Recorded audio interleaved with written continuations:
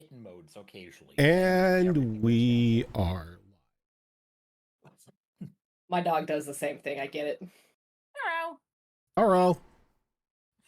Hello, everyone. Oh, so how are all of you today? Hanging in there. Yeah. Didn't have to work surviving. today, so that's good. Take that. My brain isn't working today, so I apologize for everything that Shara does.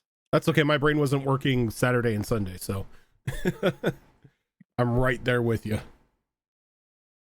And I did nothing today but do laundry and play Guild Wars, so. That's what you're supposed to do on a holiday. No, normally I work, but I decided that, you know, maybe I should, you know, take the day off to be able to do laundry and whatnot, so I have clean clothes for work.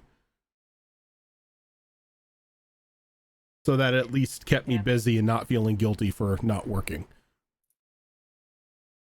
I mean, that's what I did today. I did a bunch of laundry. Adulting. Adulting. I did my adulting earlier in the weekend, but I worked.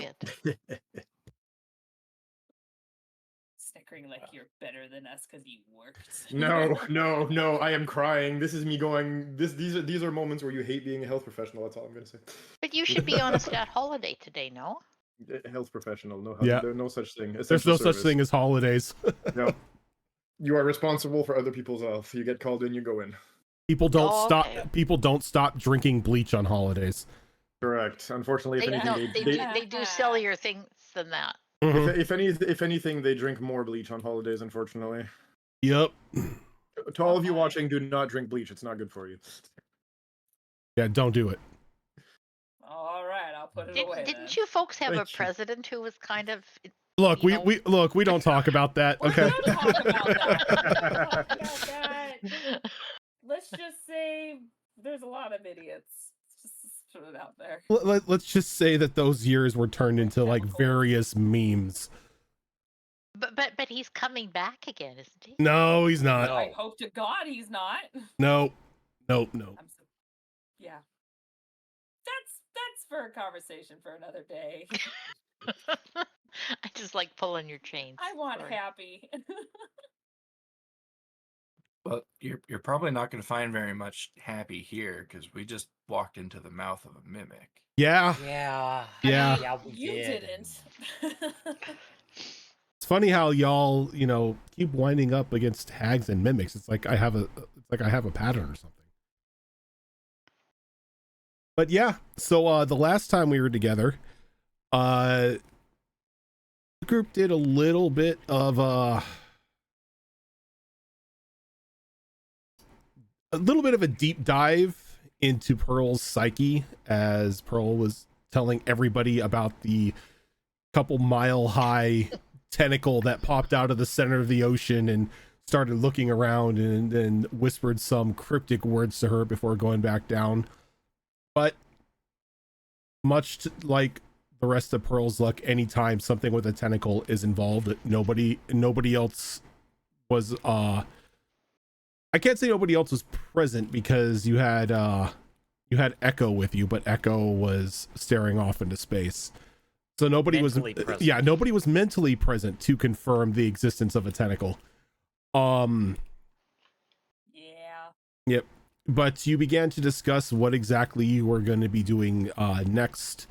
You came across a individual, a dwarf, who said that they came from a local town nearby called A Town, and introduced himself as Poncherello. And they said that they were hired on by a mysterious gentleman to begin at least the construction of some outer defensive walls for your fort instead of the spiky sticks that the lizard folk had previously set up. So you sort of welcomed them in, and then you talked to them about building a port and dry dock over on an adjacent island that you own. Gave them the gold deposit down for that, and they said that they can have that done in a couple weeks. afterwards, you decided that it was time for Pearl to communicate with the crabs. So you all gathered up and went down into that sea cave along the beach. Only to find that there were no crabs in there. I believe it was both Janka and Echo who went down to scout ahead. And while that was happening, the cave entrance began to close. And then the path began to narrow and shut behind the rest of the group, forcing you all into the main chamber, where you were introduced to a gnome that is about 6 feet up off the ground, embedded partially into the wall, who has been talking to you, informing you that you are now standing inside the body of a large mimic, and that he was previously trapped, and he had pretty much been assimilated to become one with the mimic, become its voice. And the last thing that he asked you was, are you friends, treasure, or food? And we sort of left off before any of you can speak. So the same question is proposed, or still open for answer from any of you.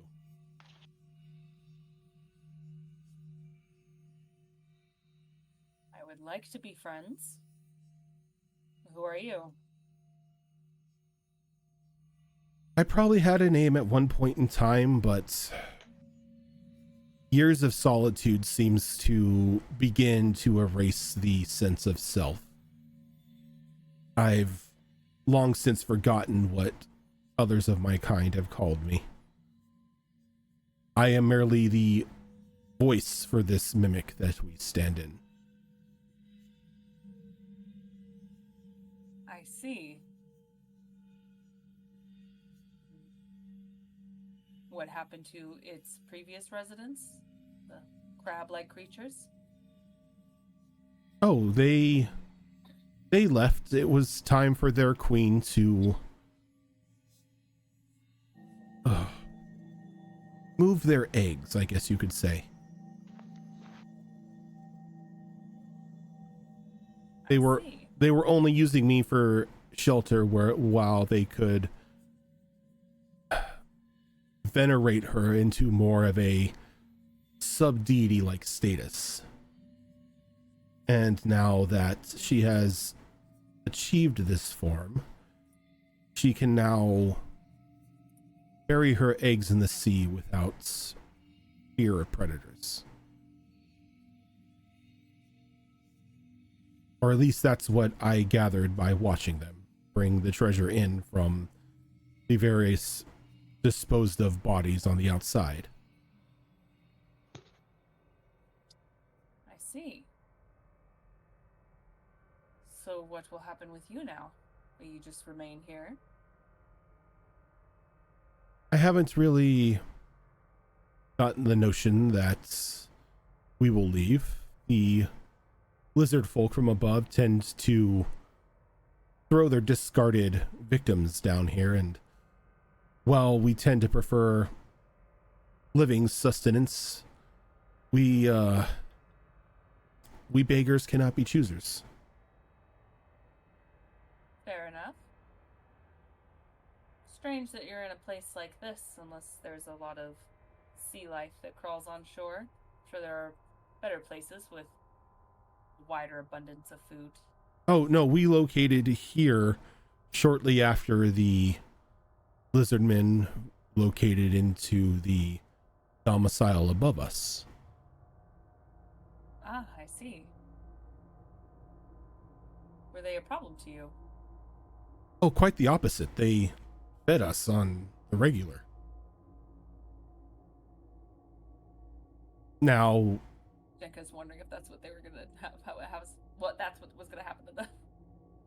they only fed us the deceased, and well, it's not our favorite meal. We tend our meals to be more lively. And it has been quite a while since we've had living guests inside of us.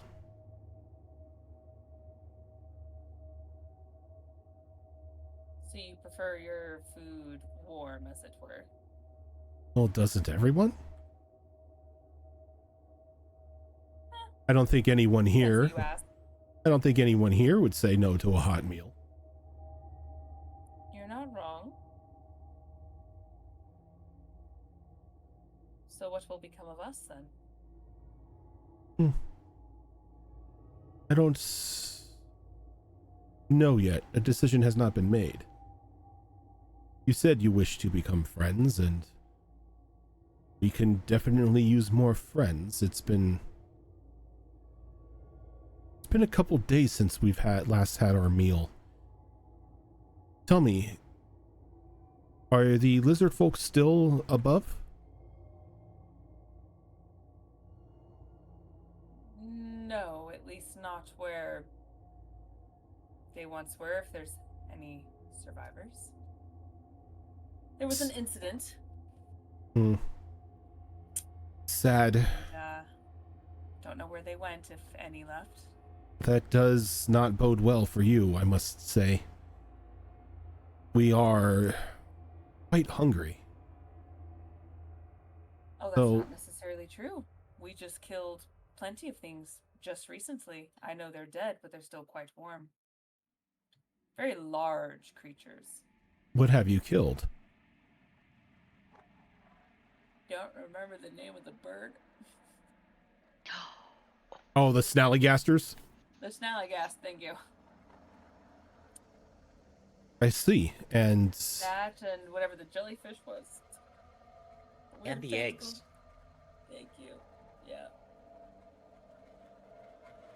There seems to be quite a lot of large fish in the ocean. Just down and the what way. of humanoids? We tend to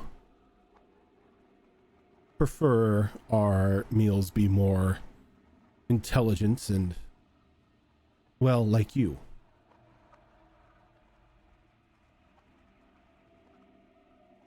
When I want to make a joke saying I'm not smart, but I've got like really high intelligence on my character feet.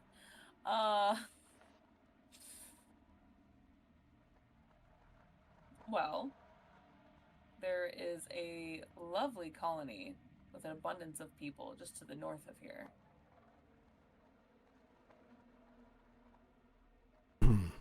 Quite fat, actually. Well, that does sound appealing. How would you propose to transport said people? To be honest, it actually would be easier if you moved, because then they would just walk in unexpectedly. Quite frequently.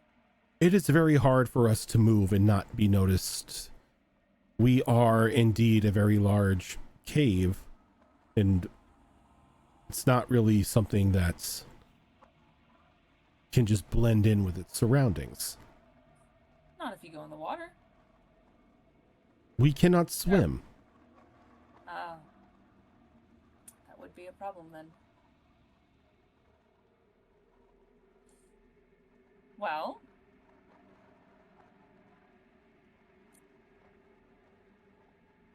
suppose could put up a sign. I mean, you've got treasure. Who doesn't love treasure? You don't think that would just be just be too obvious and people would suspect that it's a trap? Just free treasure and pointing to the mouth of a giant cave. Not at all, because they would expect a trap inside. Like a tripwire, maybe, perhaps a creature. Not the whole cave. Caught us off guard. Yes, and we're happy that you decided not to throw explosives down here. As he kind of like looks around to like the walls of the cave, as this is all of our body. Sure, that'd be quite painful. Oh, you have no idea.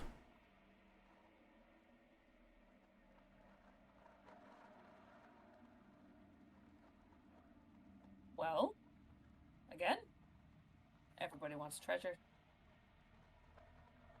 He kind of looks around. Is like, there is no treasure here, though. Oh, I thought you said the treasure was left behind. Did I? You did, yeah. Okay. Forgive me. You're It's like, treasure's here, but where's the rest of the forgive me. where's It's the been rest of 2 the weeks. crab? That's fair. Yes, but so you will feed me with others that you deceive. The thing is, a lot of things need to have proof. Take some treasure. People ask, where did you find such bounty? You say, oh, there's a cave. It's just lying inside. Clearly I got away scot-free. There's no traps. True, that could work, but how do you solve today's hunger? It's been a couple days now and I'm getting rather hungry. Oh, like I said, there are some fresh bodies. Would certainly grab for you. I Again, need it's a very large bird. I need humanoids. Birds, crabs, mongoose, they don't provide the same sustenance as you mortals do. Well, that's fair. Well, Even if you were to I leave, do know. even if you were to leave one of you behind, it would be enough to satiate my hunger for some time while you worked on getting me more snacks.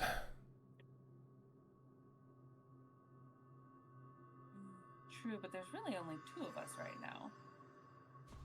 He kind of like looks around to the rest of the group. He's like, I see more than 2. Oh, they're still out there. Interesting. Good to know. No, they're all in that chamber with you. They were forced into that chamber. Yeah, we were forced in because the Oh, cave I thought you were entrance. outside. No, No, we were kind of in the entrance area, but then it started to close and forced us inwards. Got it. Okay. I thought you were outside. Never mind. Again, it's been 2 weeks. Well, you said you liked more intelligent creatures. It's not exactly human, but there is a wolf, a very large wolf that can speak and talk. I do not wish to eat anything that is animal. I need humanoids. Very well. There definitely were more lizard folk moving So he kind of like northeast. closes his eyes for a moment. There are currently 23 humanoids above us. Any one of them would suffice if you do not wish to leave one of your own behind.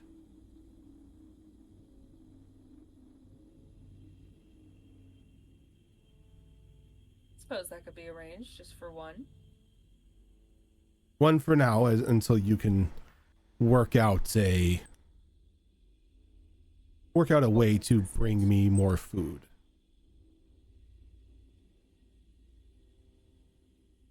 Yeah, I think the treasure one will hook very well. Peasant or pirate, everyone wants it. I'm even quite the skilled cartographer. I can even, say, forge a treasure map, as it were. The way that you fool the snacks into coming here is not my concern. Just that you can Fair. make good on being friends and feed me at least once a week. Only a week. Good to know. At least. I would never say no to seconds or thirds. That's fair. Certainly can see what we do. I don't see why not.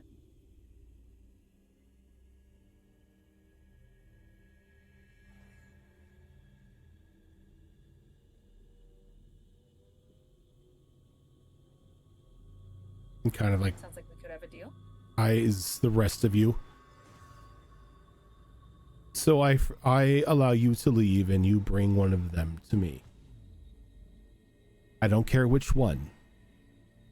But I don't want animals. I don't want fish. They must be humanoid in one way or another.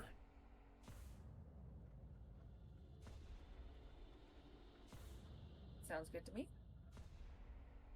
And what are the rest of you? Are you fine with this? Since I'm still telepathically, I can't talk, linked to Echo and Pearl at this moment, I'm definitely going to say, like, go with it.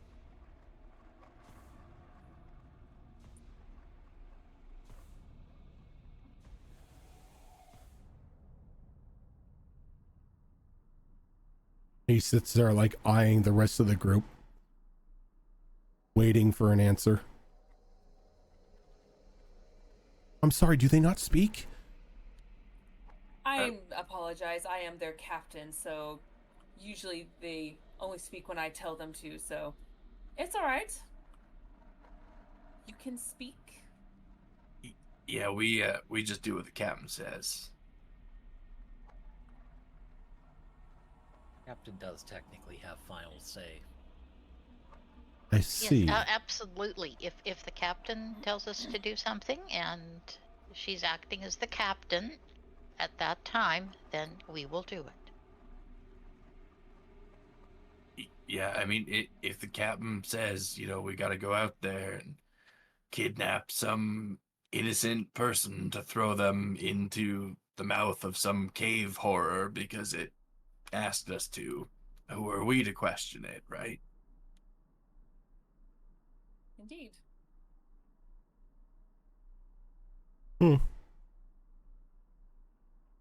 That is interesting. As like he kind of like starts to climb out of the wall, and this just like this small like gnome just lands in front of you. As It's another gnome. Oh, Lord. like the gnome that's been talking to you, that was like embedded in the wall, climbs out of the wall. And he kind of straightens the coat that he's wearing on his body. He walks over and reaches a hand out to Jenka.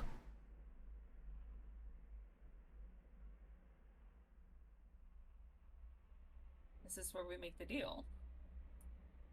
This is where we seal the deal. And what does that entail? We shake on it.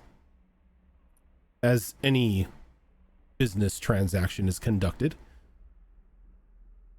I want to insight check that because he just made me so uncomfortable getting that close to me when I could have just approached him. Okay. Let's see. Oh, we're starting off good. Okay. Okay, that's a 21. He is you're uneasy just from the fact that he was able to free himself from the wall, but what he's saying seems truthful. This is just to conclude your business transaction. Okay. She'll nod. Extend her hand. Right. And it's like you take his hand in yours. You see there's just like a flash of light in his eyes just briefly as he sort of smirks. And the cave behind you opens. The cave entrance once again opens.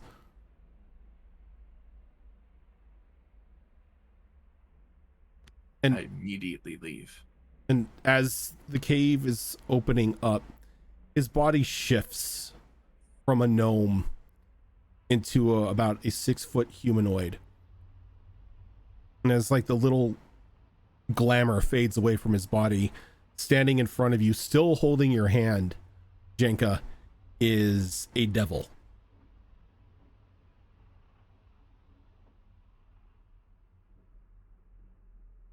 Mortals are so easily convinced to throw people under the carriage if it means to save their own souls.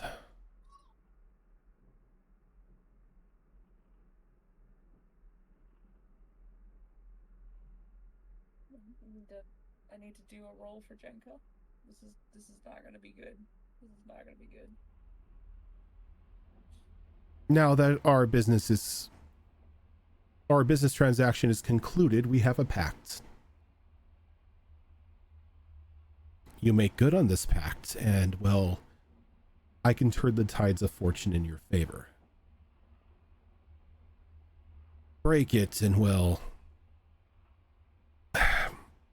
I hate to sound cliche, but there will be hell to pay.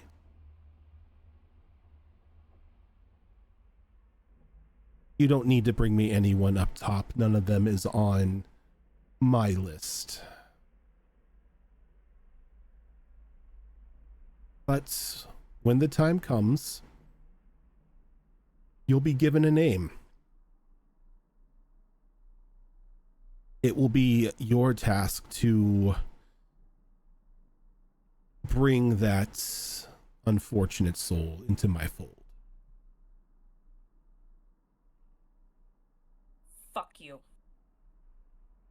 Oh, that's an unfortunate answer, but expected after the little display I put on, you thinking that you were just making a deal with a random mimic. Why that form? It was just so trusting, wasn't it? A gnome trapped No, in a wall. It wasn't. Yeah, I didn't believe it for a second. you made the deal, which makes you a bigger fool than I expected. I was lying. I wasn't gonna give you jack shit. And you shouldn't have shaken my hand. Anyway, it's a pleasure That's doing not the business deal with we you. made, though. It was. The deal was for a mimic, not a demon. The Oh. deal is null and void. Oh, don't try to bring demonic law up to somebody who is well versed in it. You made the deal with me. No matter what form I take, I am still me. And what is business without a little bit of deception?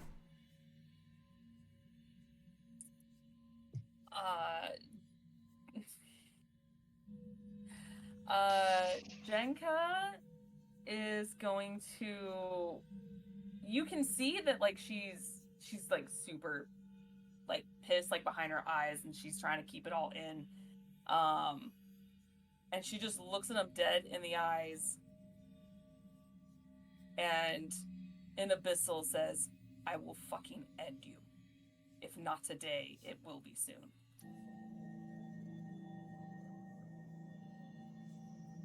And he kind of smiles and just releases your hand, and he kind of like does like a little mock bow to you. And in Abyssal, he responds, "My dear, you are welcome to try. I'll be in touch. Until then, enjoy the new digs." And he just begins to walk very nonchalantly by all of you to exit the cave. Just that air of confidence around him, knowing that there is, at this point in time, nothing any of you can do to him. Jenka's still gonna chuck a blade at the back of its head. Okay, give me an attack roll.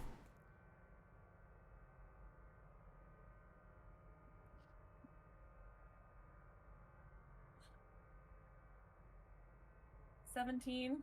17, you whip that blade and you see it fly and just embed itself into the back of his head. And he kind of just gives like a violent jerk for a moment. And he kind of sighs and turns around and looks at you. Just like reaches behind his head and just pulls the blade out. You know, I was expecting that. But if that wasn't just uncomfortable as all hell, he kind of just very lazily throws the blade back to you, and it probably makes it like halfway towards you before it clambers onto the ground. Is there blood on it? There is blood on it. Okay. Is it resistant resistant or immune to anything? As I chucked my silver kukri at him. Is it resistant or immune to anything? Oh, did you use your learn? I use the silver kukri, where I get to learn a little bit about. Oh, and you want creature. and you want to know the Actually, I want to know its vulnerabilities. vulnerabilities?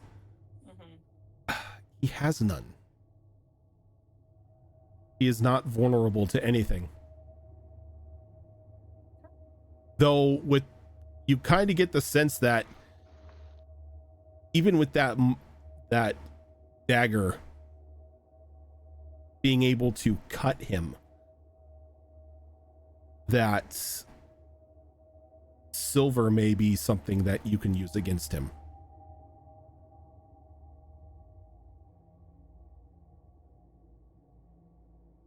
I will go ahead and I'll pick up my blade and just keep staring at him. She knew that nothing would really come of it. She just wanted to make a point. And as he turns and walks away, you can still see there's like a bit of trickle of blood that's like running down the back of his head.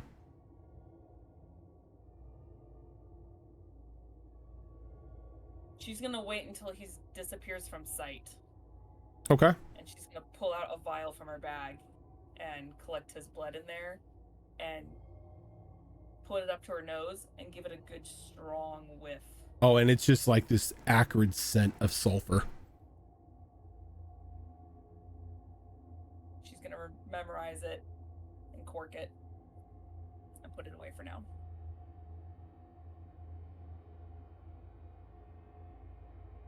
And she's going to walk out.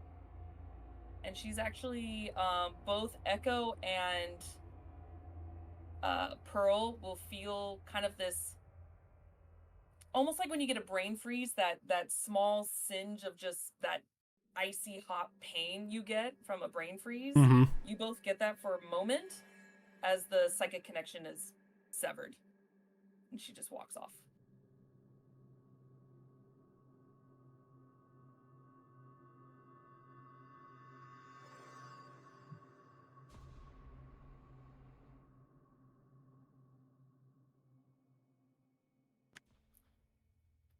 So that mimic wasn't actually here, right? I'm not sure I followed everything that was happening. I was trying real hard, but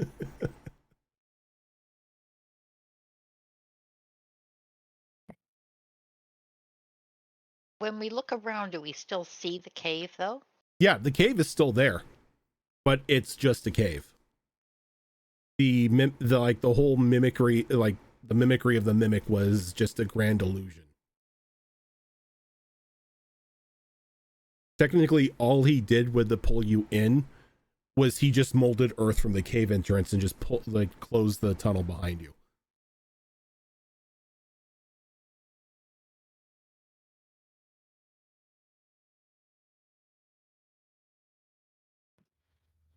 I mean that's like a positive thing, right? That this place isn't actually a mimic because So, you know. Go ahead.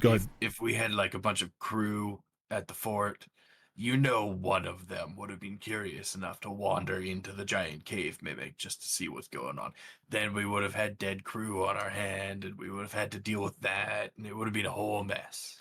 So what I need all of you to do is somewhere on your character sheets, like possibly like in like the abilities and skills section that you have, mark down that you now have a demonic patron.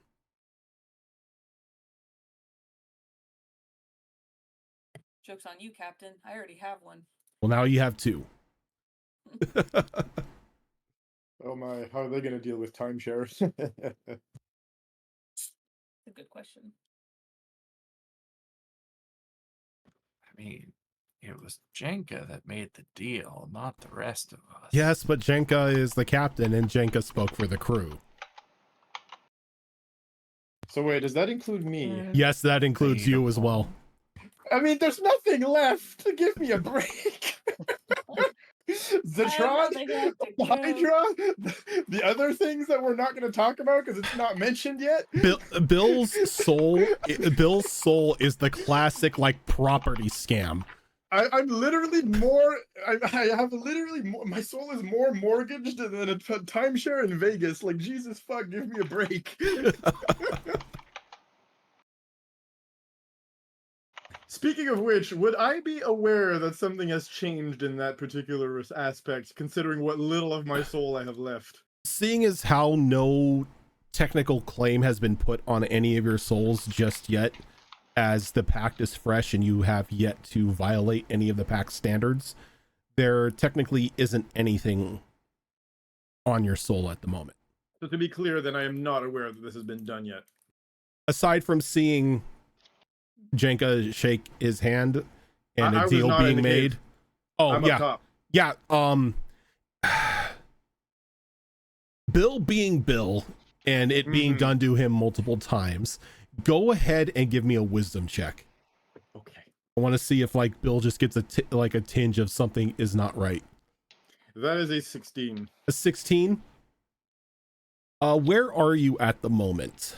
I was basically, remember we had, wait, did I follow you guys down in the water, or am I sitting on top of the thingy? Well, they're not in the water. They went to the beach cave. Okay, then yeah, I was on top of the beach cave. Remember I was on the hill? Okay, yeah. Right next to it? Okay, yeah. So you get like, there's just like I was the lookout.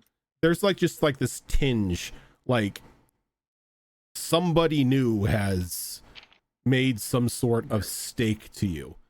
There's a new copy of the there's a new copy of the keys that was made. Yeah. And then Damn it.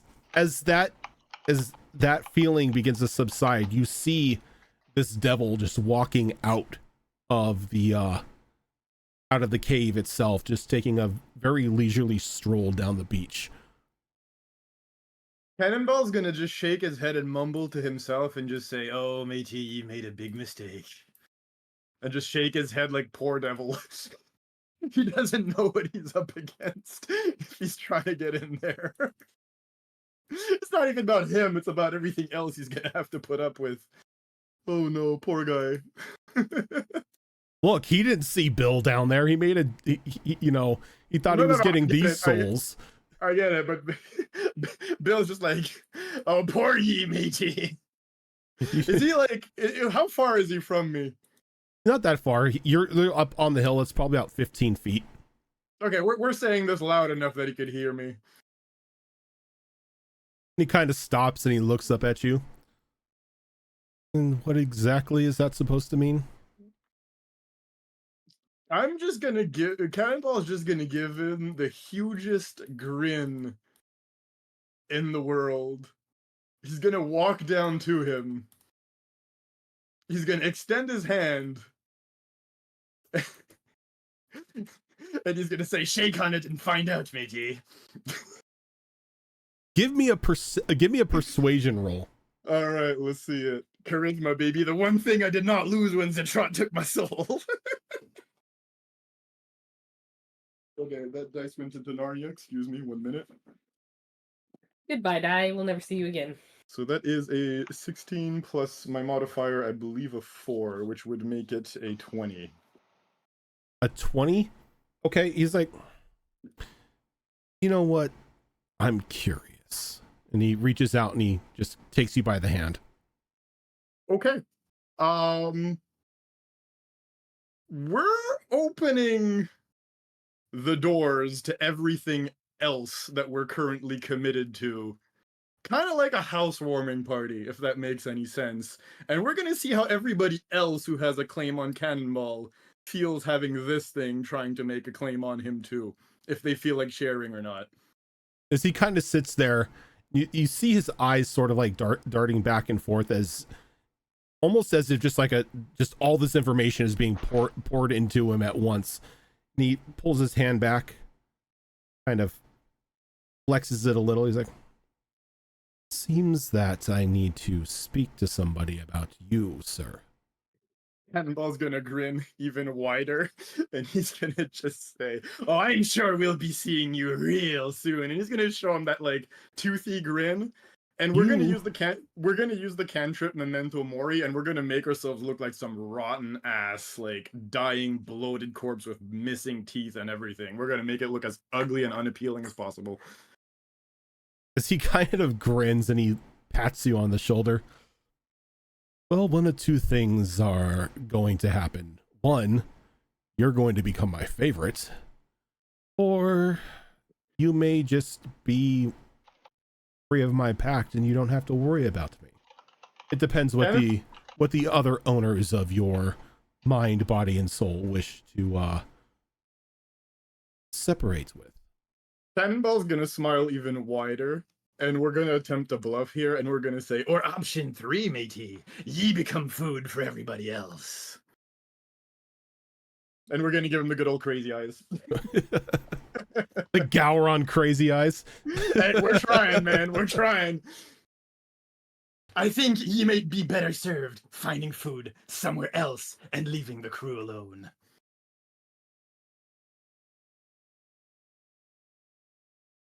There are easier food in other places. What'd you get? Let me see. That roll is what, a perception or an intimidate? Which one do you want? You can either give persuasion, or if you're trying to intimidate him, you can give intimidation. All right, let's see here. Actually, before I roll it, let me. Or you can give it as a deception check. Honestly, all three of them are exactly the same number, anyways. So Yeah, so just let me know which one you're doing. That is a 15, and I'm looking at my chart. I have a +7. So 22. 25, 6, 7. Yeah, 22. What are you doing? Like, which skill? You know what? I don't feel like if intimidating him is going to turn into a pissing contest. Not interested. Deception, he knows better. He works with souls and he's seen inside mine. Fuck that. By default, I think we're going to go with good old, persuasion here and just appeal to his business sense and go, you know what? You'll get better food somewhere else. He kind of smiles and shrugs. Well, one of the risks of investments such as this is sometimes you lose out on things. But given the value of the others in your group as well, I'm willing to play those odds. Cannonball's gonna smile a little wider, and he's gonna say, well, I hope you'll be polite enough to introduce yourself to the others inside. Oh, we already have a get together planned. Sort of a investor meeting, if you would say. Well, I'm sure they'll be happy to give me whatever name ye put on the contract. Better be the real one, matey. We wouldn't want it to be null and void. Cannonball smiles even wider. Oh, I only provide my true name to business partners, as, demonic law dictates. Well, I'm sure those new business partners in front of me are dying to hear it. Maybe. Depends on if they're willing to do business. If not, as I said, the rest of your crew will definitely be enough for me. Anyway, Bill, Sorry, have a good day. What? One last little thing, matey. Yeah. You said the whole crew. If I'm not in it, it ain't the whole crew. Contract null and void. No, Bye-bye now. I said the rest of the crew. No, when you made the contract, matey. Okay, I'll let him go. We'll play Lawyer Simulator some other He kind of smiles. He's like, I do like you. That may have saved your crew, but you just reminded me that, yes, I must acquire you in order to acquire the rest of the crew. We'll have a good time, matey. I look forward to the games.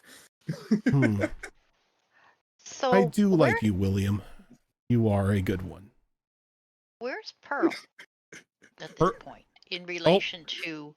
Who did we lose? Gilly Gilly. had to drop. Gilly had to drop? Yeah. Oh, baby problems, I think. Baby is not having it. Oh, poor baby baby. meltdown nightmare, yeah. Poor Bab. Okay, so let's go ahead and take a quick break then, because I need to grab food real quick. But then when we come back, I will redo the cameras and everything, and we will keep up with this. But to answer your question, Pearl, you are down in the cave while this conversation is happening. Okay. Yeah, we don't hear this. Right. Okay. All right. After the break, I Yep. would like to do something. Okay. But give us like 5 minutes, so everyone, we will be right back.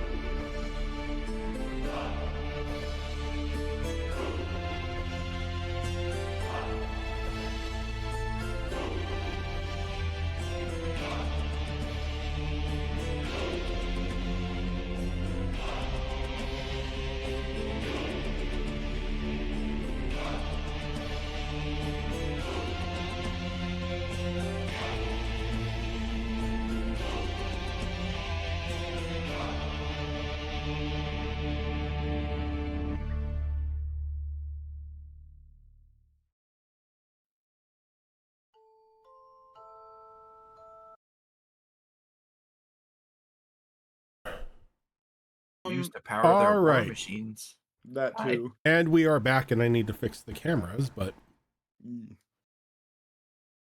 that shouldn't be too long, seeing as I already have an AFK set up here, so give me a second while I close everyone's camera. But yes, so after the whole conversation between Cannonball and the devil,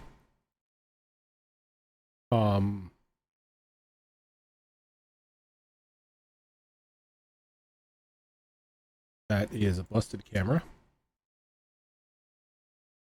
Jenka, you come up to the surface. You see Cannonball sort of standing there as the demon is, or not the demon, but the devil is slowly walking away from him.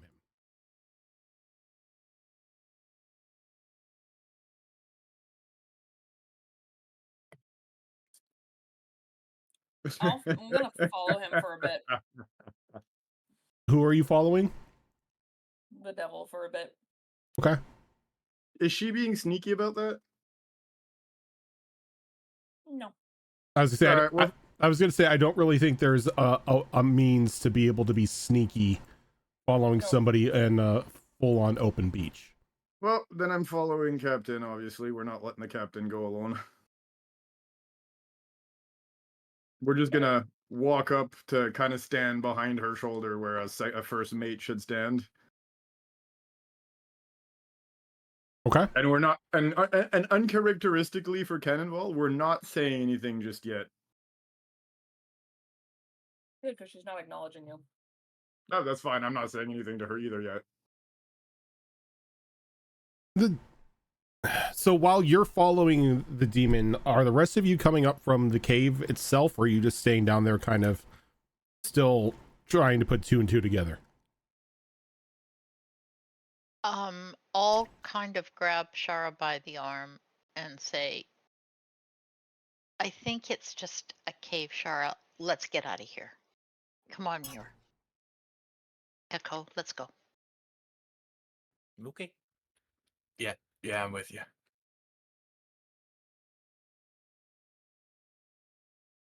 So we will exit the cave. Okay.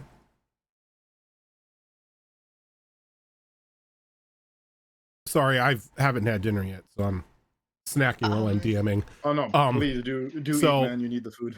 While as you come up from the cave, you notice that probably about a good 30-40 feet away from you, both Cannonball and Jenka are like following the devil as he's just taking like this leisurely stroll down the beach.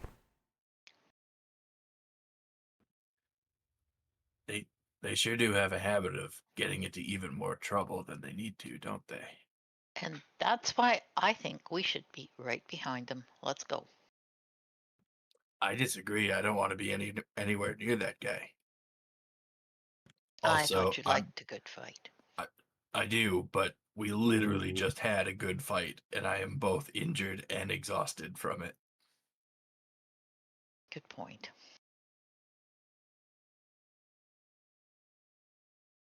Should we go back to the fort then? Muir, what do you think? I don't think fighting a devil's the correct choice. Not at the moment. So I'd like to, but that doesn't seem like a good idea. I'm not saying fighting it. I'm just saying we may have to drag the captain and Cannonball out of there.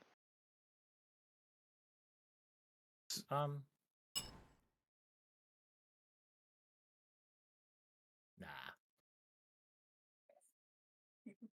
So as I'm following, well, as Cannonball is following Jenka here,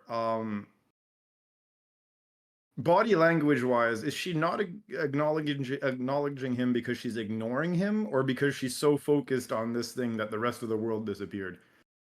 Like, what kind of insight check little maybe bit of- for it or something? Yeah.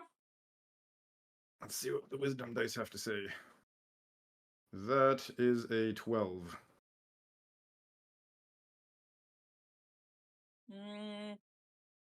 It's hard to say since she never really acknowledged you.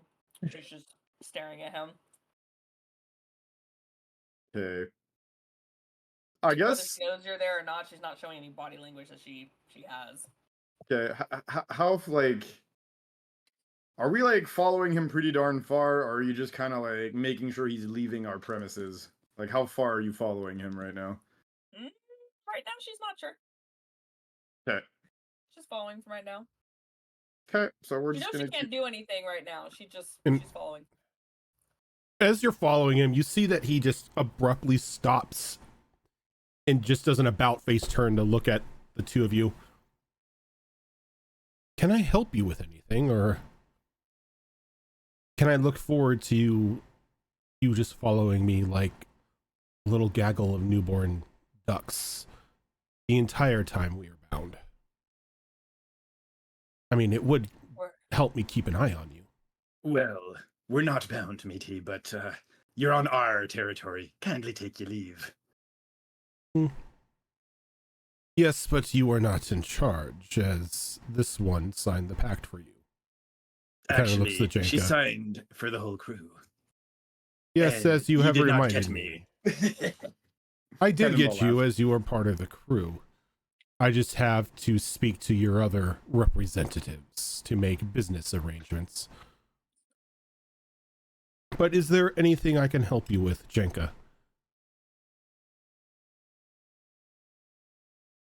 I know you're not going to give me a name. Your kind doesn't do that. You can call me Mal. Sure. He'll have to give his true name to the others. I'll get it one way or another, matey. Talk to you soon. You and true tell me. names. What level of the hells do you hail from? Oh, I'm a contractor. Do you just whore yourself out to anyone? A little crudely put, but yes, I'm freelance.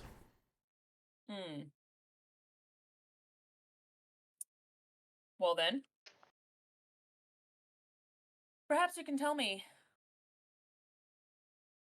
about a certain demon from your realm, if you have any information. What do you know about the 89th layer? The 89th layer. Going a little deep, aren't you? Just answer the question.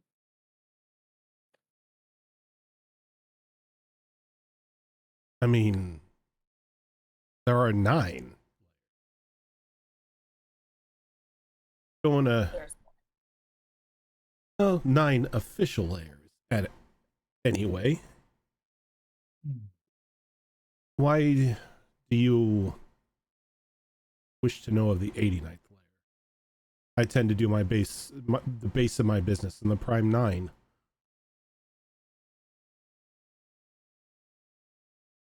Then you are useless. She's gonna turn around and walk away. Oh, that is... Completely still ignoring Cannonball. That is so rude. Kind of like it.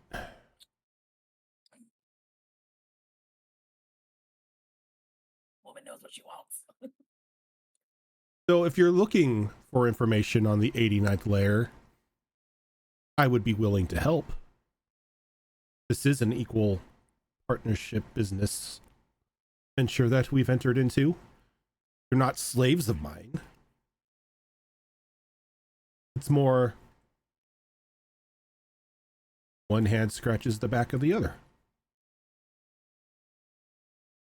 She's gonna flip him off before turning around and go, one more question. Sure. Just completely disregarding what he just said. Like, have you heard of a name called Jahangir?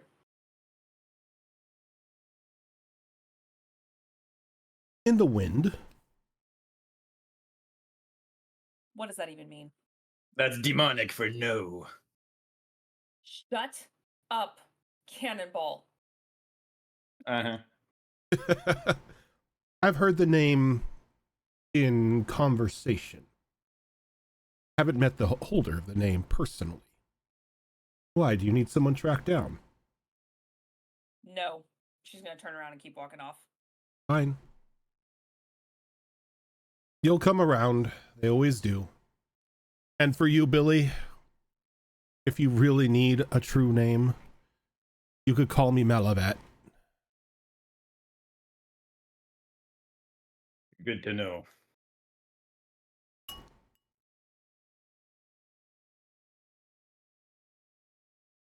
I bid thee a good day. That be demonic for leave. Becca mumbles like, no, it's fucking this, and she says it in abyssal. I speak abyssal too. I'm just completely Is being he's like- rude to him. It's he's like- got nothing to do with speaking the language. Actually, that's just human for fuck on off, which I was doing before you just two decided to follow me. So this has been exhilarating. I'll be keeping in touch, giving you a name. Until then, enjoy playing Fort. I love it. And he kind of like takes 2 more steps and just whisks away in a wisp of flame. Could have done without the sulfur farts. I'm assuming they're sulfuric, demonic like flames and stuff, right? Or just regular old flames. It looks like they were just really half-assed, just thrown in for effect. This was like just a shitty prestidigitation that he did as he went away. I did it because it was written in the contract, but nobody cares. It's like they probably expect the old demonic razzle dazzle when I leave, so why not? Love it. Love it, love it.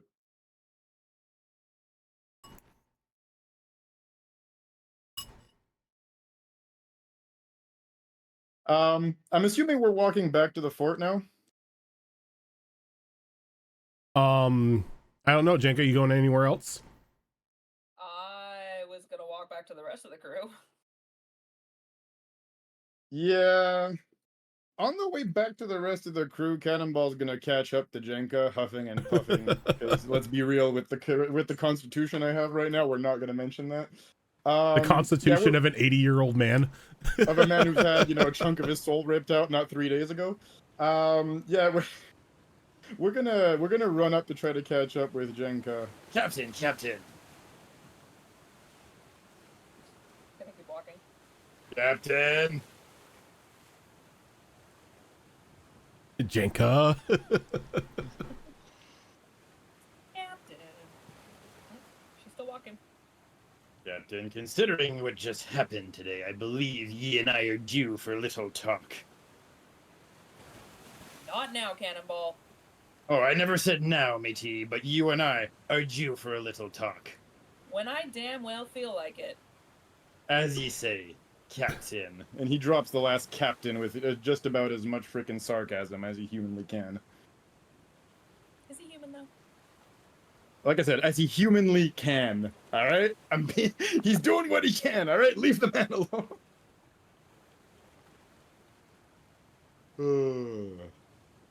Jenka's gonna get back with the rest of the crew. And she's just gonna kind of look at them for a moment and go, does anyone even want to go to these ruins? I mean, that's kind of the whole point. We're here, right?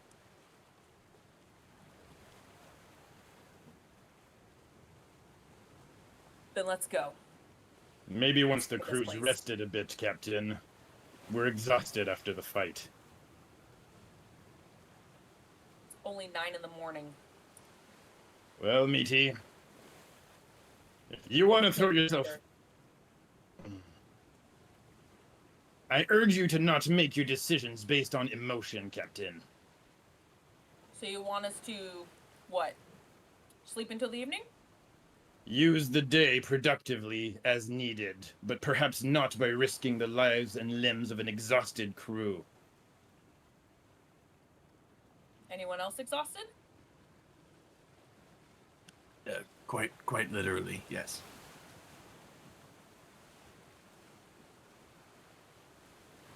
Anyone else?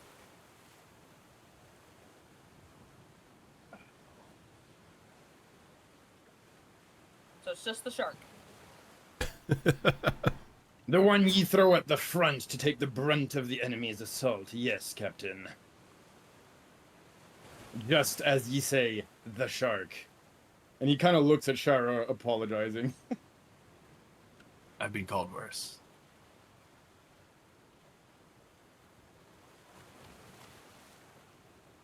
Fine. Let's go kiss our boo-boos back at the fort and be productive for the day then. Thank ye kindly, Captain. I appreciate Cannonball? your Not sensitivity. right now. Your sarcasm, as much as you want to just spew it out of your mouth right now, can it? Your He's gonna walk back towards the fort. anger, Captain, could have gotten us killed right now. I urge you from now on to make your decisions rationally. Flips him off as she's walking away. Frog's not giving a shit. Is Pearl able to run and catch up with the captain? How fast are your little legs? Because she's storming off. Okay, I'll I can throw do you if you 30 need me feet. to. How about a dash? If I dash, can I catch up with her?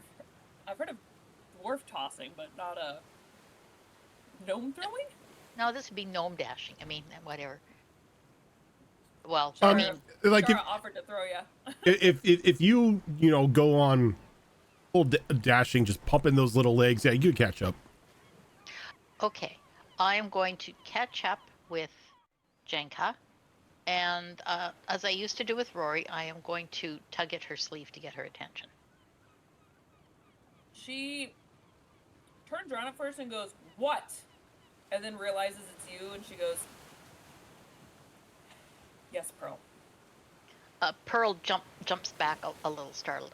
Captain, begging your pardon. I know it hasn't been the best day, but when we're back at the fort, I would like to have a word with you. I think I have something fairly important that I should share, especially if we're going to be there for a little while today. Does it have to do to get anything with that son of a bitch? Yes, it does, actually. Give me an hour to cool off and just come into my quarters, wherever they are. I'll figure that out. I want to hear it. Okay, shall I bring some spirits or tea? Spirits. Yes, sir, ma'am. And Pearl goes toddling off and is sort of mentally trying to time an hour.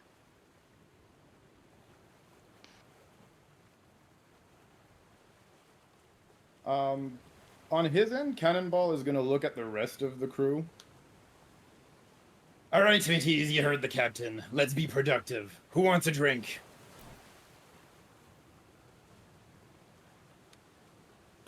Yeah, I'll take one. I mean, I'm gonna go take a nap as well, but I can drink and nap at the same time. Now that sounds productive to me. No, So- the captain said reproductive. Be reproductive. God. Pause. So when you get back to the fort, there's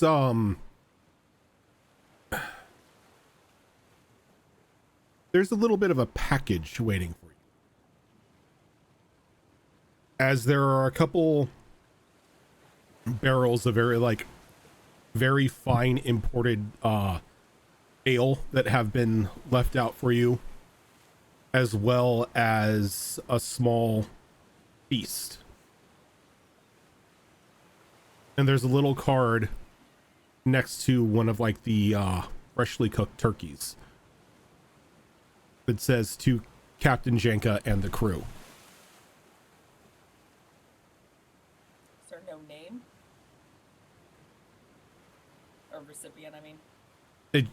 There's no sender identified on the front part of the card. Pearl is going to go try to track down Poncherello to see if she can find out who left this Okay. or how it appeared. Ponch kind of just shakes his head, just like, no clue. We turned around and it was there. We kind of figured it was just, left by the same individual who showed up in A-Town and paid us. A lot of weird you're stuff saying- happens around here.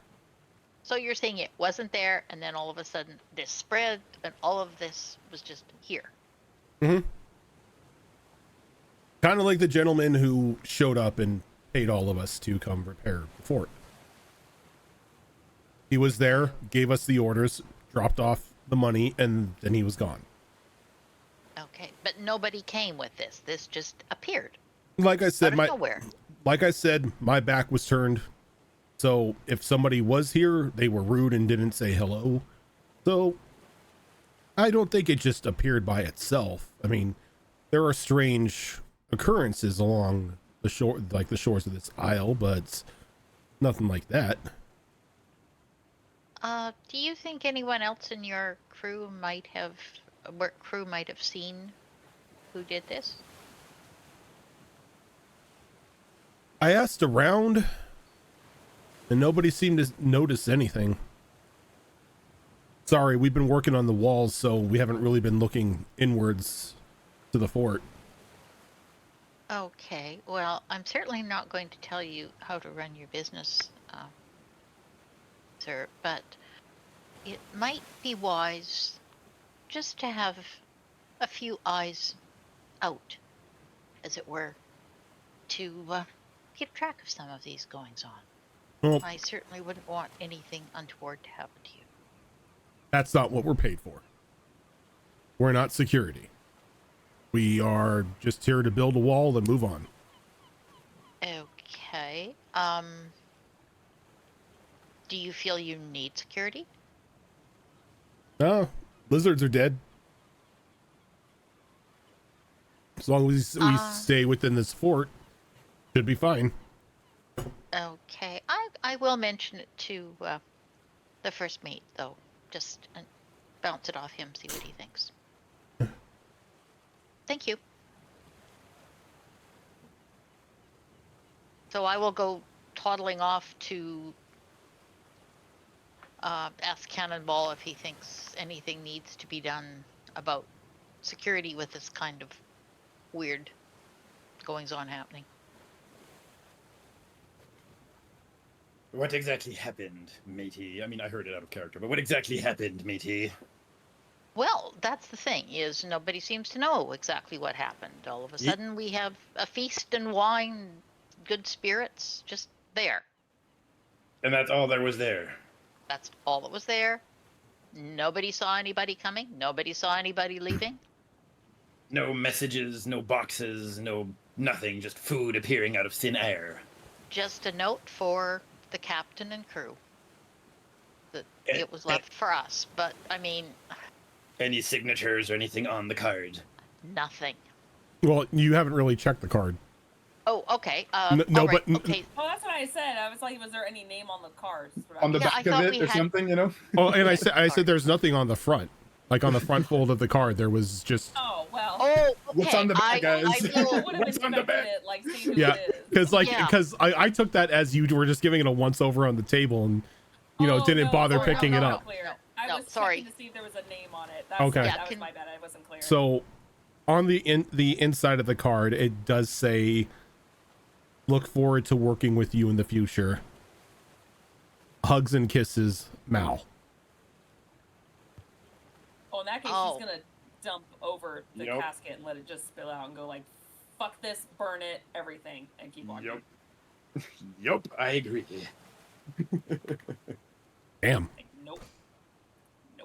Also, Rojan, quick parentheses, the full name that he supposedly gave Cannonball, if you don't mind, just so I'm putting it down in the notes right now with everything else. I just put it he just in. dropped it in. I just Okay. dropped it in group chat. How you spell it? I am blind. I will go get that. Thank you. Appreciate it. Malvalat. Got it. Super. Thank you. Appreciate that. All right. Okay, So- so I actually then, if we retcon and Jenka knew who it was from, I guess I still would have asked Poncherello if he saw how it came to be there, and then I Yeah. would just probably mention that and just basically, ask Cannonball if we should be worried about any kind of security or not, like some things you can't secure against. So just change that up a bit. Yeah, same thing. Paunch didn't really see anything. Their back was completely turned. Right, right. And I would share that with Cannonball to see if he thinks that this is something we should worry about or not. Cannonball's gonna sigh, and he's gonna say, "You know what, matey? What we really need." And I can't believe I'm the one saying that. And you can see Cannonball's kind of like rolling his eyes a little bit. But at this point, I'm seriously considering consecrating the fort.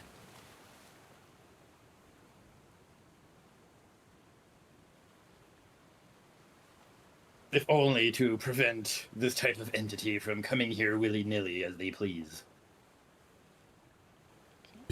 You consecrate the fort. Is Cannonball allowed to walk on there anymore?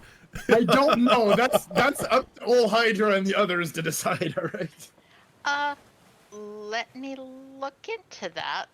Certainly not something that I can do. I mean, if I was a mature druid, we could do something about a grove that could be kind of interesting. And, but I will sort of put a pin in that and see if we come across a cleric, if that's possible. But You mean a cleric, matey? we need a cleric. He points at his own chin. You could do it? I don't know if I can do it, but I do be a cleric.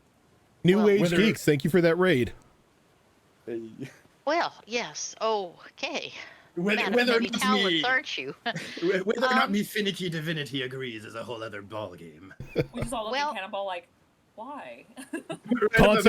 Consecrate it in gunpowder. I'd be okay with that. You know, I think I'm going to go get those 2 drinks, and I'm going to go talk to the captain. More powder. This is all very confusing. As long as it's not from the casks. Right. Which As one of she completely spilt over? She was like, nope. as the cask is pouring out, Shara, you can see that it is most definitely like very fine alcohol that is pouring out, just this beautiful honey gold liquid just seeping out onto the dirt floor of the fort. Yeah, and Chara was about to like grab a giant turkey leg off the table or something before, Jenka did the table flip. All her food went on the floor. Now Chara's just standing there looking so dejected. And as you look at it, you notice that the table and like the turkey and everything just begin to like tremble for a moment as you just see everything like sit upright in reverse, and the barrel is back up, the turkey is back on the table, everything is undisturbed, and then there's another card that just says, well, that was rude. Getting the Jack Black from Jumanji. Right.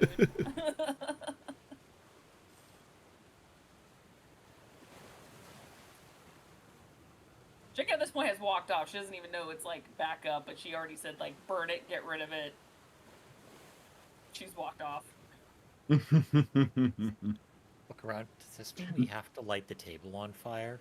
Definitely giving me like done with the day vibes. Well, that considering who it's from, she's like, yeah, no, I don't trust this shit. No. Oh hell no. Nobody does. Let's be real.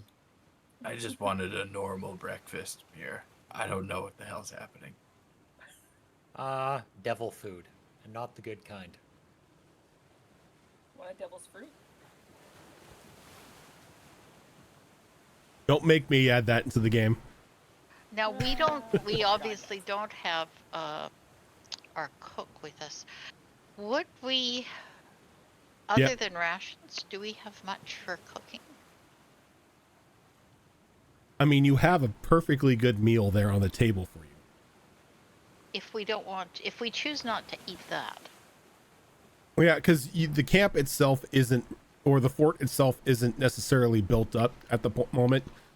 So if you don't partake in the food that was like on the table and everything, you've got rations and you've got the leftover meat from the previous night when Shara came back with like those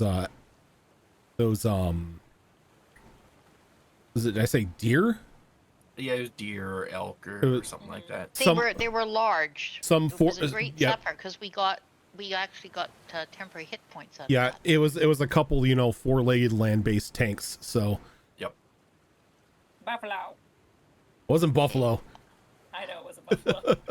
I will remind Shara that there are leftovers from what was a very good meal last night, and perhaps that would be a safer choice. Yeah, I mean, I was happy to eat the turkey off the floor, but then it, flew. But it's dead, so turkeys shouldn't be able to do that. So I'm just gonna go grab some rations and, set up a hammock between some beams or something and take a nap. It's, get me if you need me for anything. Okay, rest well. I'm going to go have a little chat with the captain. Wish me luck. If I don't come back alive, if I don't come back in an hour, send help. Send the rescue squad. Send in cannonball. Send cannonball to draw the captain's ire. Why do I feel like cannonball is just gonna become the crew's punching bag for Jenka? Okay, so can Pearl trundle off to see Jenka? At this point? I don't know. Where did Jenka go? That's a good question. I'm going to go Jenka hunting with a couple mugs of ale and see if I can find her. Jenka, where You guys did hear you me go? Yeah. There we go. Okay, I was talking, and I was like, but for whatever reason, I wasn't picking up my mic. So she first went off to find a room in this place that could look like it could be potentially captain's quarters, I guess, master bedroom, something. There isn't much at the moment. The genie that did a bit of a destructive reconstructed on the fort previously didn't leave a lot left over. I mean, there are buildings, but there are no beds. Like anything of value you pretty much already gathered from that bundle. You have your tents that you can set up. Okay. Should probably just. There's no walls either, huh? So there's There are some of the buildings have a wall or two still. Okay. She'll find a spot then at this place that has some sort of privacy to it. She'll kind of take one of her daggers, one of her mundane daggers, and just kind of stab at a wall or something like that, or at the floor, just kind of say just staking my place. And she's gonna kind of wander off for a bit to give her time. She's not wandering too far from the fort, but she is gonna use her what's it? Let me see here. Yeah, she's just basically using her Misty Dagger to just kind of throw it and then teleport just so she's away from everybody and just kind of find herself up in a tree somewhere and just let out a very frustrated scream. Okay, so if you're going Jenka hunting, you'll probably hear that. Sound kind of carries around here. This is during the time she said give me an hour, so it's yeah. So I probably wouldn't be thinking she would be going outside the fort. I'm thinking if I saw that there was a dagger in the floor somewhere in kind of what looked like a spot, I would probably just sit down with the 2 mugs of spirits and wait for her to come back.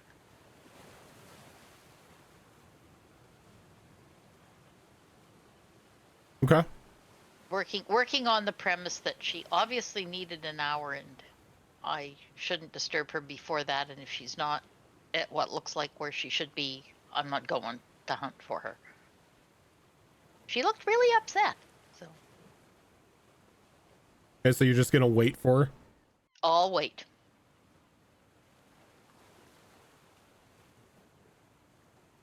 Jenka will actually use the whole hour to just. There's probably going to be some moments where she's kind of doing the frustrated thing where she, in between the screaming, like, dipping her head in the water, going up to a tree and just stabbing at it with all her might. Just kind of, like, letting it all out before finally just kind of calming down and heading back to the unfinished fort. And we'll probably walk in because, again, there's not really much there, so she clearly sees you. And she just kind of sits crisscross because, again, there's, like, no furniture or anything. So she just kind of sits on the ground. She's just like, all right, what did you want to talk about, Pearl? Well, Captain, I have something that I've tucked away. It's potentially a dangerous thing, so I wasn't sure who to share it with, and I felt not sharing it with anyone for the time being was the best course. But I think now we may be at a point where, at the very least, you should know that I have this. It may be a solution to our problem, or it may be a bigger problem. Now, so Pearl pulls out the flip notebook, but she doesn't let go of it. Not handing it to Jenka, she's keeping it. So, in amongst the treasure that we found recently, there was this notebook. And it makes me feel kind of ill to hold it. But what it says on the page is, give me a name. And I've spent some time with this notebook, and I know that it's actually an infernal assassination contract. So if we wrote the name, or if I wrote the name of someone on there, another infernal being would be released upon the world to carry out the contract. And so they would assassinate the person whose name is there. The catch is that there is an unspecified payment required. So, on the one It's a hand, demon's contract book, then. well, yes, but It's a you devil's know, contract because it's infernal. so I guess it's sort of the the demon we know versus the devil we don't, kind of. But maybe this can somehow get us out of a tight spot. I'm not sure. Let's confirm if that's even his real name. Don't want to put in a name and we just see him pop back. Oh no, and Want I'm not confirmation. saying we have to do it now. I'm just saying that if things go very badly, perhaps this is an option, but without knowing what the payment is, maybe it's worse. Yeah, I don't know if I fully trust that. It's a thought for now. We'll see what happens in the future. Well, it's For an now, option, idea. and I'll just keep it with me, and I have it, and if you feel it could be of use, or that we need to do something to get rid of this Mel, our new friend, as it were, perhaps. I really don't like the idea of having a pact or a patron as a demon, but I don't think anyone does. Well, we'll keep it as an idea for now. certainly wasn't on my list this morning when I memorized speak with animals to go talk to some crabs. Yeah. Well, Captain, Cheers. Enjoy your drink. She'll cheers and completely down the whole mug. Pearl will pick up the mug and head back, Okay. or head off with it. And at that point, Jenka will kind of lay back, like lay on the ground, kind of like with her arms behind her head, and just kind of stare up at the sky, just thinking. She's gonna do this for just a little bit.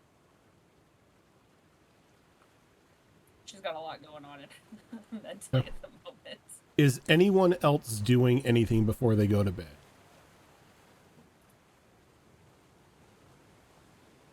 It's not like 9 o'clock in the morning. It's not Yeah. even that early in the day.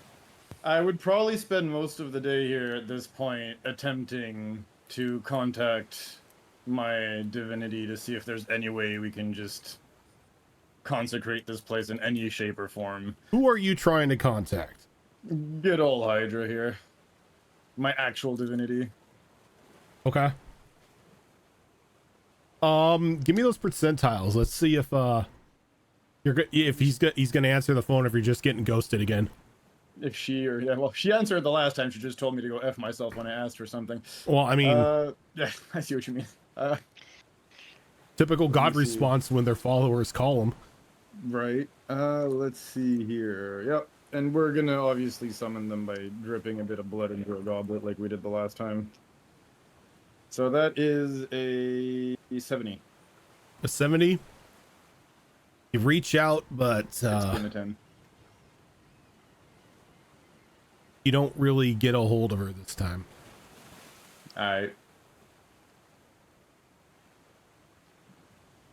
Well, guess we'll just have to try to do the whole last ritual and see if she does anything about it, but hey, might as well try.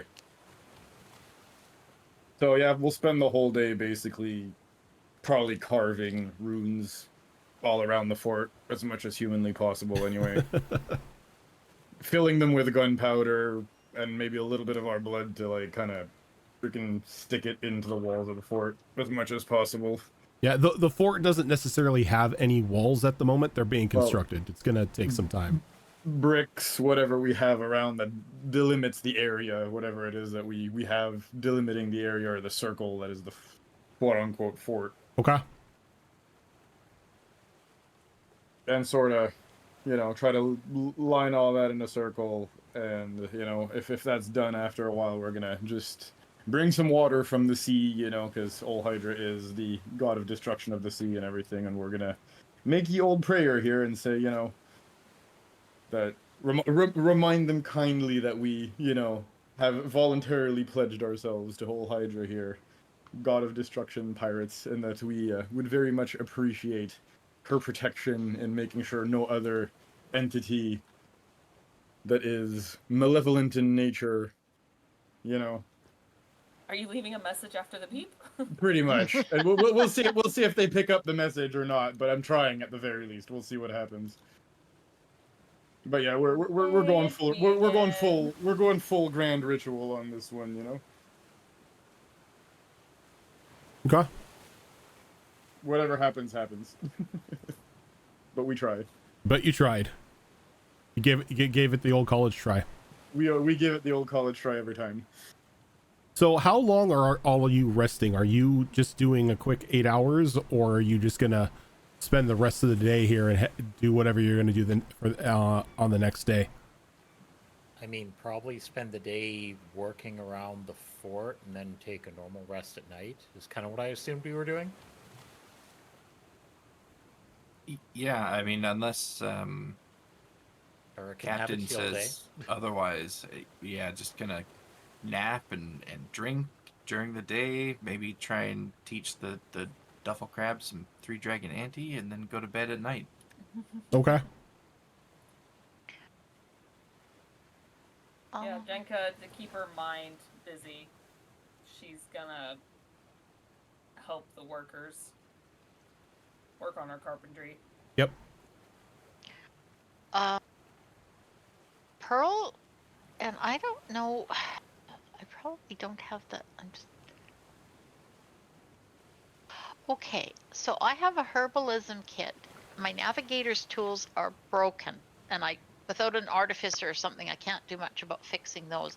But could I go and maybe try to collect some herbs, and actually maybe try to collect some things that we could use to so that I could put together a decent supper of some sort? You wouldn't need to use the herbalism kit for that. What you would need to, because the herbalism kit is for specifically for like making potions and whatnot in alchemy. But just to top anything up there. Yeah, you would need at that point you would need like a cooking kit, because that would have like the herbs and spices you would need for cooking. Oh, and I think we discussed this before, and we do have that. You do have that, yes. You got that from the scrapyard. Yeah, before we left. So maybe I could ask him or impose upon Muir, since Shara has had a rough day, maybe Muir could do a little hunting to see if we could get something and maybe make a hearty stew for the group for supper. Well, you still have that abundance of meat from those animals that Shara brought in. Okay. Like if you wanted to use that. Okay, fair enough. Would I need to gather some additional things to round that out, or no? I mean, you have the cooking kit, so you have like the spices and everything that you would need to use for cooking. But if you want any sort of local herbs or whatnot, or something to make a salad out of, you can possibly try to forage for that. If not, you can just use this stuff to make the stew. Yeah, I'll just make a stew then. Okay. So you can go ahead and give me a survival roll. Are you trained in the cooking? In cooking? Trained in cooking, so that would fall under your skills. Do you have a skill in cooking? Skill in cooking. Not per se, no. Okay. So you could still cook the food. But instead of using the bonuses from like this cooking stuff, it's going to be pure survival. Sure. If Pearl is going to do cooking, I can actually help her with that. Okay. Properly. So at advantage then. Yeah. Okay. Possibly offering advice along the way as well. Okay, sounds good. Despite your good advice, it did not go well. So it turned out with the leftovers, I was actually only able to get a 7. Okay.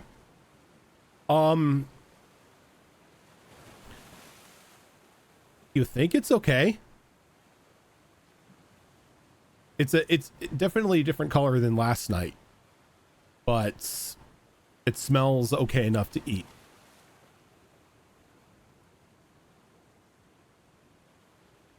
There doesn't seem to be any sort of rot or decay in the food, so.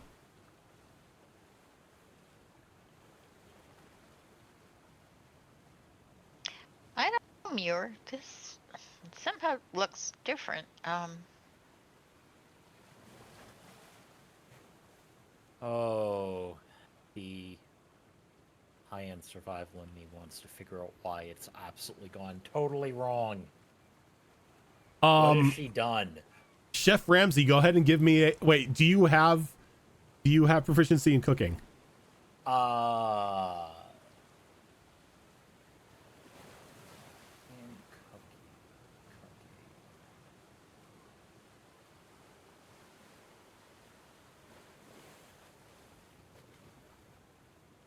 No, I was basically gonna do survival. Yeah, go ahead and get what was just go wrong. ahead and give me survival. Cooking would have been a little more specific, but can I give him 16? guidance? A 16? Try and figure out what I did wrong. You don't know you did anything wrong. Okay, fair enough. Yeah, Bunny's sniffing the food and going, "What the ever-loving hell did you do?" There's something wrong about the stew. It does not smell right.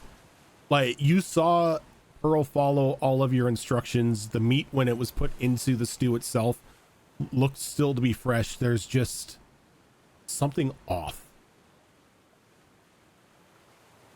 Hmm.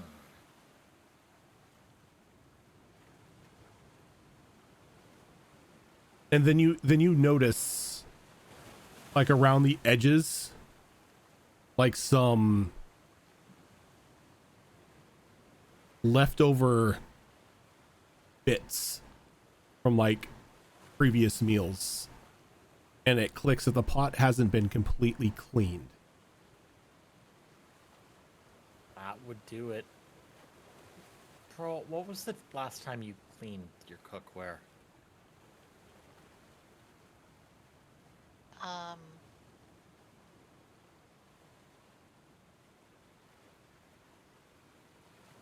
You You didn't mention I cleaned should your- have cleaned it.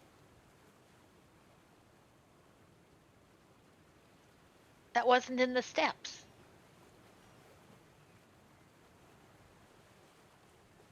Esmir's now going to haul the entire pot of stew away from everything to dump it elsewhere.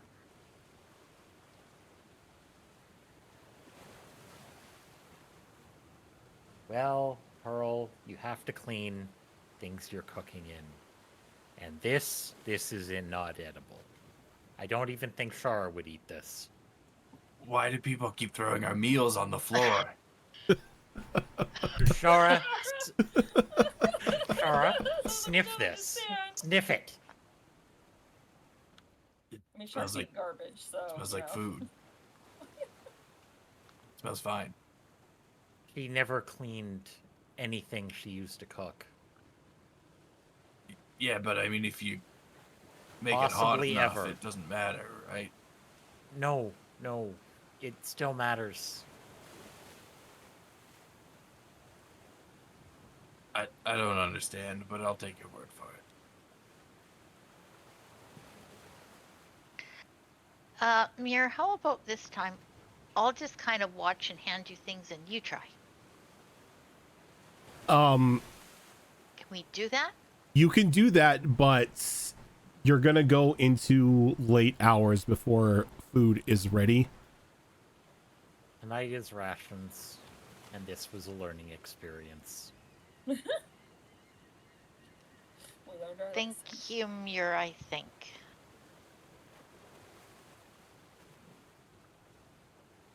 This has not Well- been a good day. You could eat that, but I wouldn't recommend it.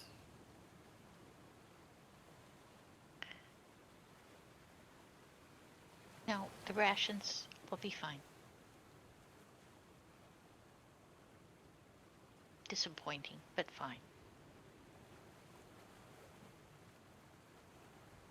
Less disappointing than getting sick. Yeah, yes, that would be... Clean your cooking ware, please. I feel really bad for Shara. I mean, magical floor turkey's still there. Magical floor turkey. Pearl's just gonna go and just find a quiet corner and just give it up for the day. Okay. Nothing has gone right for her at all.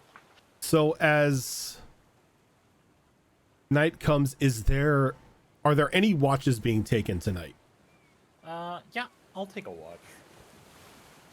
Okay, Mira's volunteering for a watch. Is anyone else doing a watch? Zora, you Here, muted. Zoro. Zora, you muted. I said Jenka will. She only needs to take a nap to survive, so. Bill will do his too eventually. He's mostly rested actually. I didn't use many resources, so even a short rest is enough. Okay. We just need 3.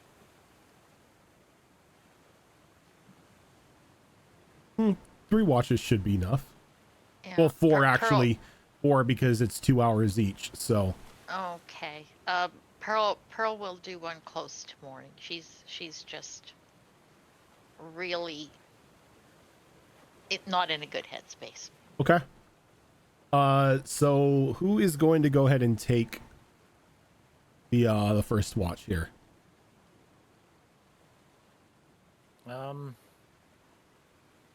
I can take the first watch. I'll take the second.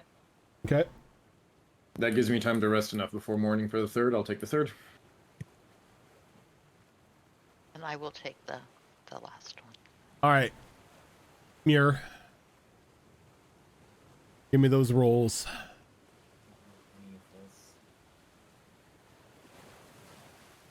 That is a no.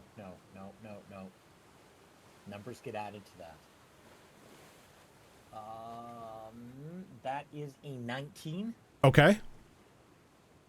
And go ahead and give me those percentiles. 23. Perfect. You can have one, but you can't have both. Okay. So,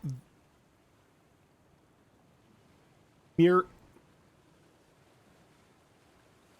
nothing much happens on your watch. Okay. There's a bit of unease the entire time you're out there. You feel as if something's watching you. There's a very uncomfortable cold rolling in from the shore. But you can't really see anything around you. It's Okay. just that that uncomfortable feeling that something is watching. Now, unfortunately, I can't do much on just uncomfortable. So,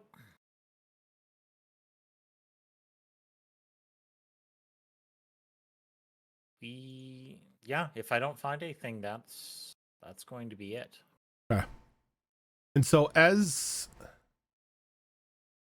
you make your way to Jenka, you kind of feel your body stiffen up a little bit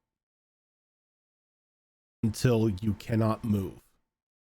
And it almost feels as if like the air in your lungs has frozen up. And then you can just see this uncomfortable sleet of cold kind of rolling over the floor of the camp.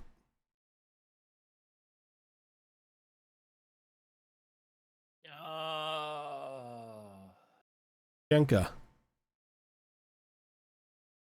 Yeah. Near the end of your nap, you begin to hear a very faint ticking noise. Almost reminiscent of a pocket watch. Oh, okay. As it just slowly begins to get louder and louder and louder until the noise is just so loud that you are pulled out of your sleep. She at first covers her ears because of how loud it sounds, and then recognizing the ticking, immediately checks her pocket watch. It is vibrating. Shit. She's gonna pop it open and see if anything's on it. And as you pop it open, Mal's face is right there.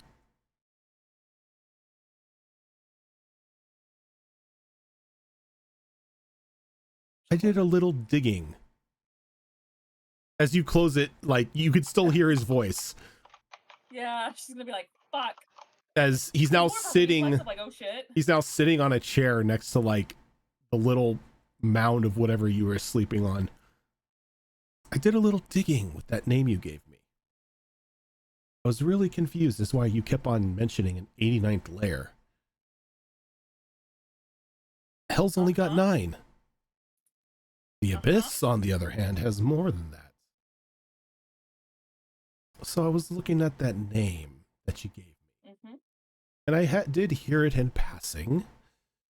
That was not a lie. You're looking for a demon. That makes you so much more interesting. Yeah, I've been getting that a lot today. Yes, maybe. So what did this Gotta demon your curiosity. do to you? Exactly. Being a devil, I am not a fan of them either.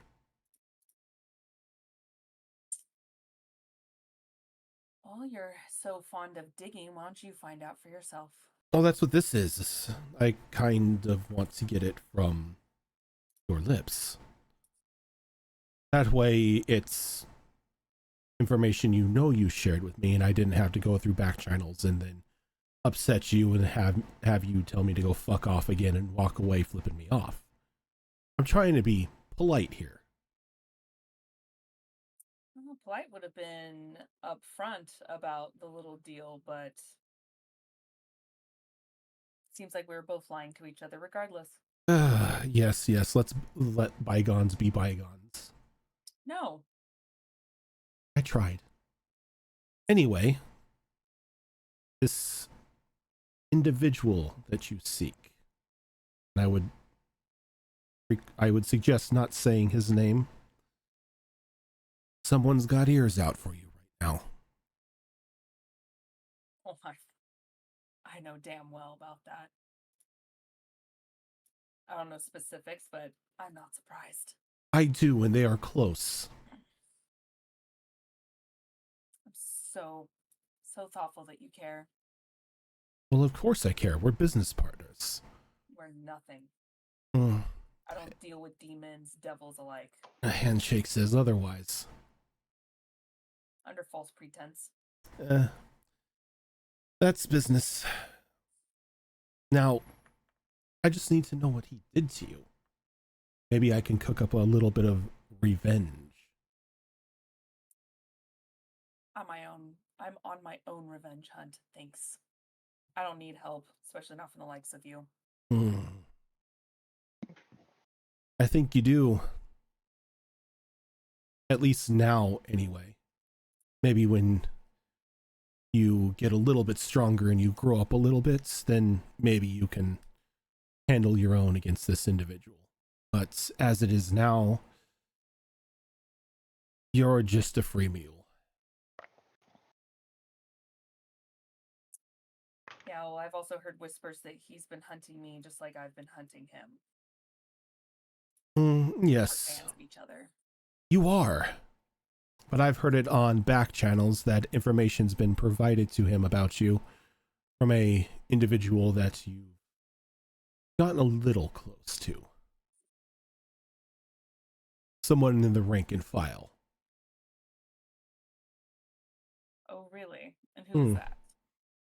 One of the merry little members of your crew. Not those ones out there, no, the ones that play pirate with you on that ship. One of them.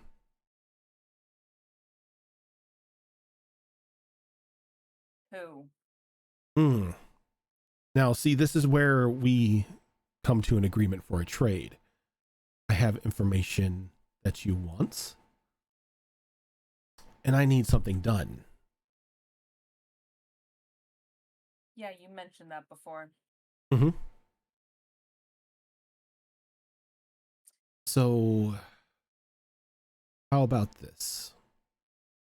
I, being the kind benefactor that I am, will provide you with the name of the person who's betrayed you. And in exchange, the next time you are in Tidelight, you pay a certain individual a visit for me.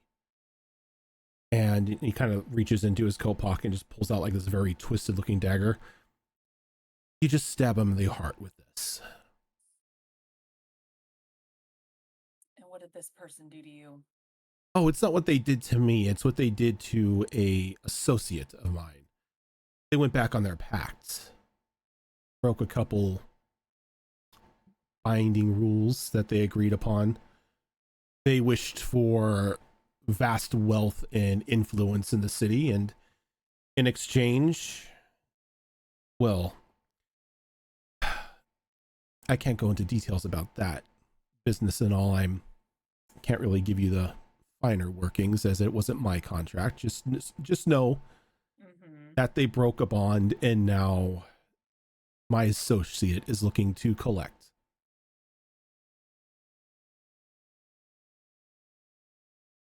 Now, it could be any one of you who does it. It doesn't have to be you.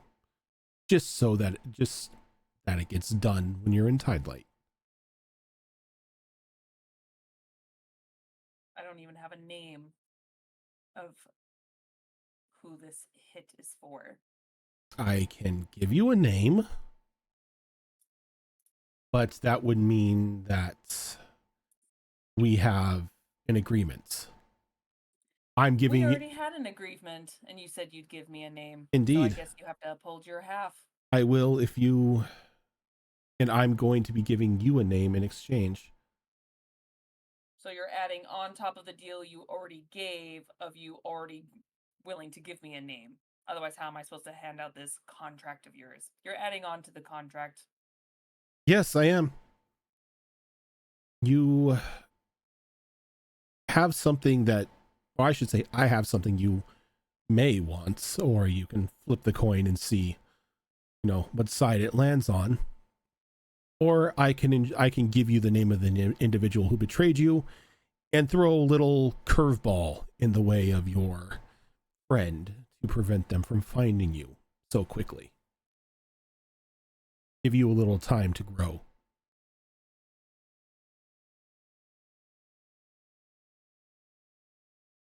So there's a spy on my ship then, or someone who made a deal. A spy is more a how to say appropriate.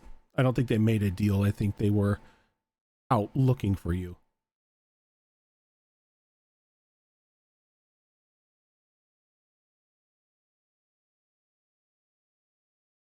I think I've shook your hand one too many times today. Oh, there's no handshaking. This is just a verbal agreement.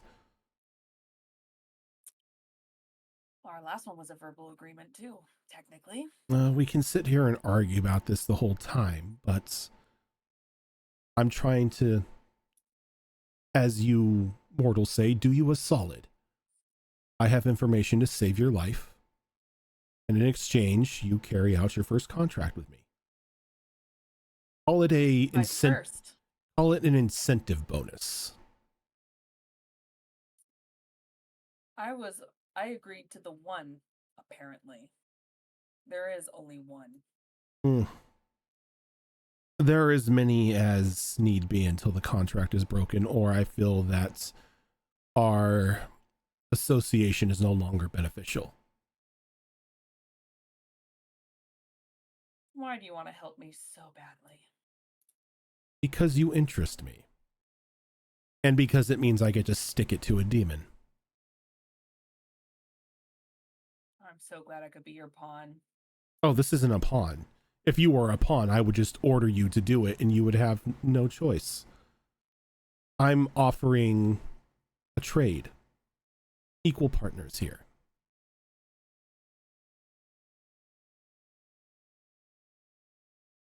There's no business partners. There's no equality here. Though this does cause me some trouble.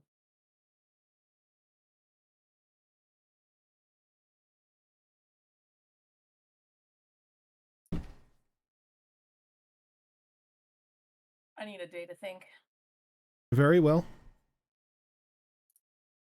And he kind of just like jams the dagger into the floor and just leaves it there. If you accept, just pick it up and I will know. And as soon as you have it, the names will be exchanged.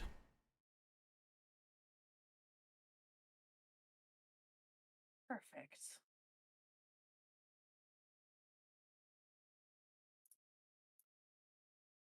Can you release my friend now and don't ever contact me by this watch again?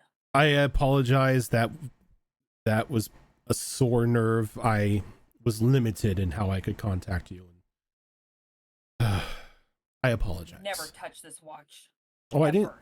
I didn't touch it. Hand of mine did not touch it. Contact me through it then. Very well. I will find other ways to contact all of you. Again, I am sorry. I didn't know it was that much of a tender nerve. Though I will tell you that time is of the essence. Your friend will find you in 3 days without my aid. Think on it. Good to know. And there's just like Next time, then. one last tick of your pocket watch that's audible, and he's gone. And as that happens, the mist and the ice wash back away from the camp, and it is daylight outside. You lazy son of bitches skipping your Sleeping on the job. sleeping on the job.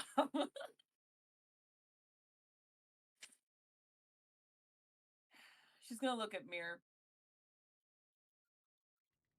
What? Is, What is did I he do? still standing in front of her? No, Mir wasn't in front of you. Mir was still outside in he like was the out- fort, and okay. he got frozen there, and like you were still in your room. Gotcha. Okay. So like as everything fades away, Mir, you're now standing in the middle of the camp, and it's completely daylight. What happened?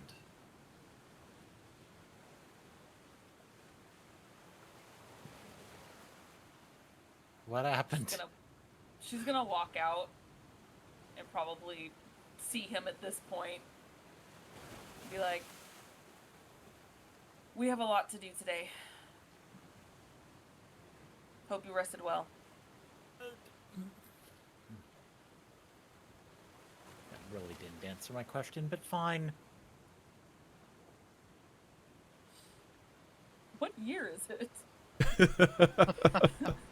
Like, still not answering my question. Why is it daytime? In her defense, she didn't know what happened to you, so.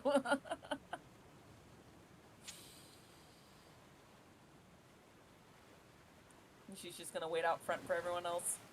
And as you're talking to Mir, you see another table, but this time being set up by a couple people. Okay. And they're laying out just like a small breakfast spread of biscuits and gravy and some like hot oat porridge and like fruits and vegetables and milk and juice and a light ale for anyone who needs to do some morning drinking. A light ale for morning drinking. I love it. A breakfast ale. It's only 5%. It's light. It's just a little buzz to get your day going. Jenka will go up to the workers and go, did this magically appear too, or is this something you brought? Oh no, and they kind of point over to like this giant like wagon, like just like a chuck wagon that's just like appeared, and there's just a full-on chef there cooking food. We were paid to come here. They said that the owners and the workers were going to need food while the fort was being created, so we were paid quite handsomely to provide you food and drink. Where did they contact you? You said it just kind of happened. You didn't see anyone. So what? Oh, I didn't say we Where didn't were you? see anyone. We met an individual on the road saying that they had friends who just came into acquisition of some property, and they and their workers were going to need round the clock food and drink while everything got brought up to code. Did we determine that was the genie? Yep. Previously, did we? Okay, we did. Yeah, Well, it was yeah. the genie that sent like the Okay. carpenters and everything over here. That's what I thought. Okay, yeah. It's like, okay, well, if you see any other food just magically appear, don't touch it. Just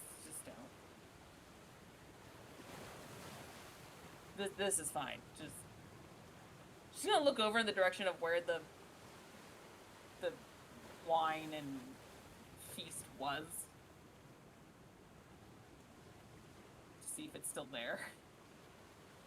No, it is gone. Completely gone. The ale casks, the floor turkey, the table, everything is gone.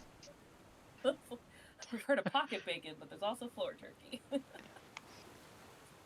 Well, she'll be happy. She'll go ahead and she'll partake. she had a rough night, question mark. So, yeah, she's gonna partake while she waits for everyone else. She's an early riser anyway, so kind of worked out.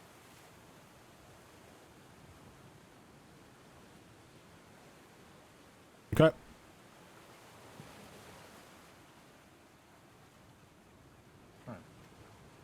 So for the rest of you who weren't frozen in place for the entire night, you wake up to the smell of a very well prepared breakfast wafting in from wherever you're sleeping.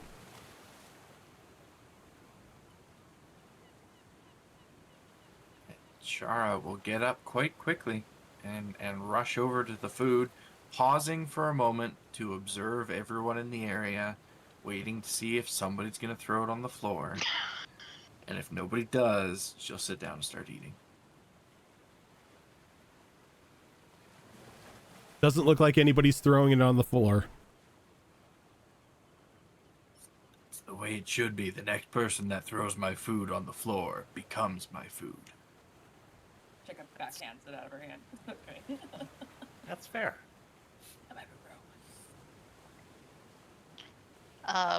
Pearl smells the food, gets up, and she's now dithering around again because she's obviously missed her watch. So she comes over to find out why she wasn't wakened up for her watch and have some breakfast.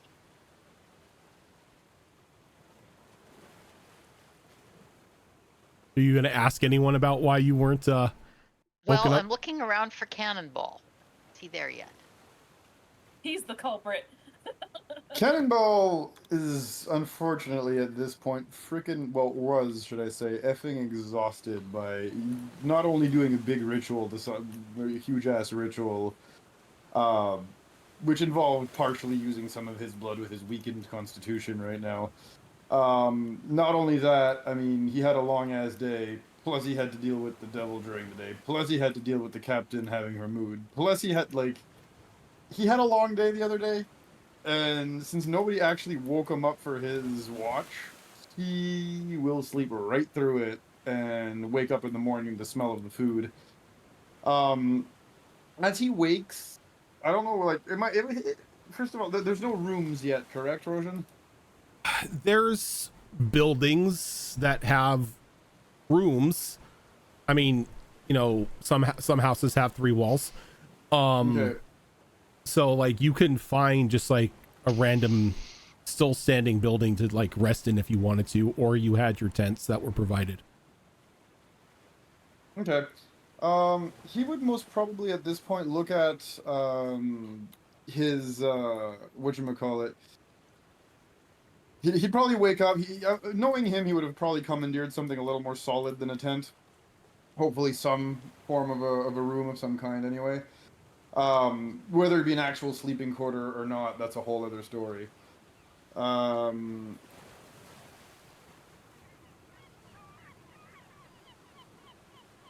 at this point, he's gonna actually just kind of look around and he's gonna look next to whether he slept on the floor or on a bed or whatever. He'll look next to him longingly at what looks like a flower pot, you know, that you'd have flowers growing out of.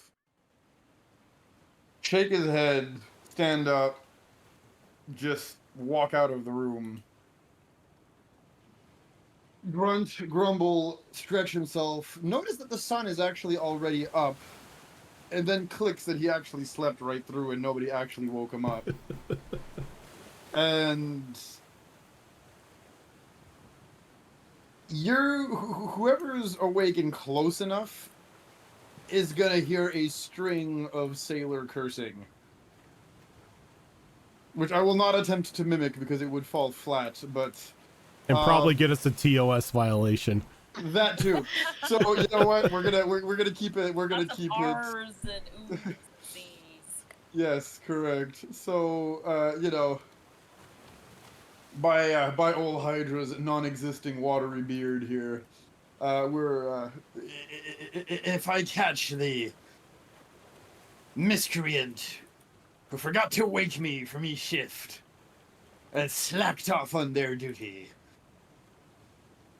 There'll be hell to pay, and it will be delivered at whip point.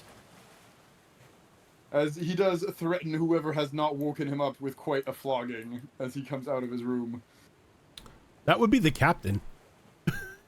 Will the captain be getting the flogging? Come at me, bro.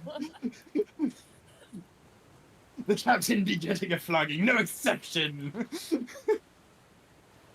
Or maybe a bit of an exception for the captain, I don't know. We'll see what mood she be in as he storms towards the bed breakfast room. My God. Ay, ay, ay. So he'll just run into the room, actually looking fairly like, I won't say irritated, but fairly worried / irritated, I guess you could say. And he'll walk in and he'll go, "Captain, what happened to the watch?" As he slams the door open and walks in. The door kind of falls off the hinges. Damn it! He tries to kind of like pick it up to prop it back up. Can't Yeah, make a it's stealth just check because, it's you just awkwardly hanging on like by one very damaged hinge. This place be going to the dogs. Don't worry, I took care of the watch. Oh. You see his, like, original irritation at the fact that they probably spent half the night in a potentially dangerous position. Instantly just vanishes from his face at this point. And it looks almost like embarrassment at this point. And he does backpedal a little bit, you know, with thank ye, Captain.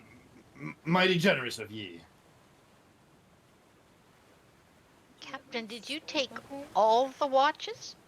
Because I didn't get woken for mine either. Nope, just the one. The whole night. But she did take all the watches.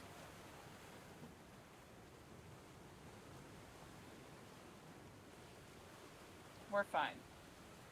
Are we well enough to at least get through to the ruins, at least head over there today? Everybody feels like they've had a full rest. Thanks to ye, Captain, I believe the entire crew at this point would be well rested. Good. Credit where it me due. But Captain, are you rested? Oh, I'm fine. I don't need much sleep anyway. Well, you still shouldn't be taking all the watches. Just putting that out there. It's fine. And she sort of gives a look to Cannonball as if to say, see, it's not just, you know, kind of, we should be letting the captain do this. Cannonball's gonna look at her with a look that says, if you want to jump on that grenade, go for it. I already ate a hell of a lot of them yesterday. I'm not dealing with this. He's gonna shrug very, like, give her that very discreet shrug and shake his head like, we'll deal with that problem another time, considering the state of affairs right now. I already have to have a talk with her at some point, and I'm not looking forward to that. So you know what? Before we even get to all of that, least pick battles, and that's not what I'm picking. Pearl will kind of nod her head slowly as if she kind of gets it. Mm. And kind of a shrug back as if to say, this isn't going the way it's supposed to go. The last day and a half has just been a trip. Yup.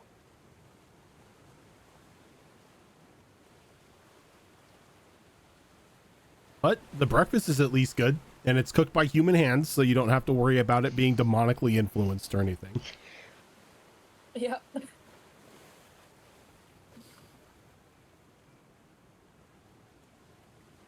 So So, eat what you will.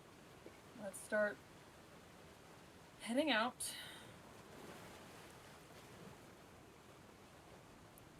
So, do we know how far we have to go? Is this going to be like a multi-day trip, or are we going to be there before sundown? If I remember correctly, he said it was going to be about a couple days. 3 days. 3 days. Okay, so I'm going to take some of this food for the road then. You can have pocket biscuits and gravy. Yeah. Just gets a Ziploc bag of gravy. He just takes it. Hey, Yes. never said Yes. a bag of holding can't hold gravy. Never said it couldn't, but you know, your crab may be upset that it's now sharing bag space with gravy. Or just eats it. Or it just eats it. I mean, True. Yeah, I guess gravy doesn't go so well on shellfish. Depends what kind of gravy it is, but that's another question for another time.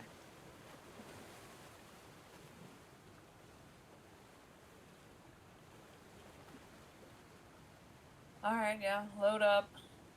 We have a few days. maybe a few dies too. Yeah, that too. Yeah. Yeah. It's a good die today. It's a good die to die. Get a bag and just fill it with some extra biscuits and bits of meat and stuff. I'll forego the gravy and gather my stuff. So when we're ready to go, we're ready to go.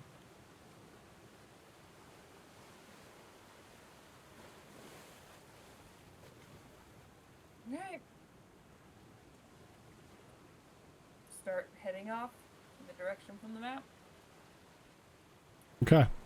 So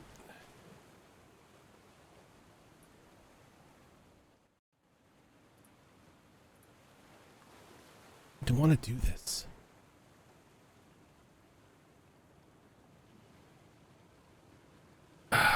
Captain, Ah, yes, DM. so as you everybody starts getting the everything ready, Mal pops into your head.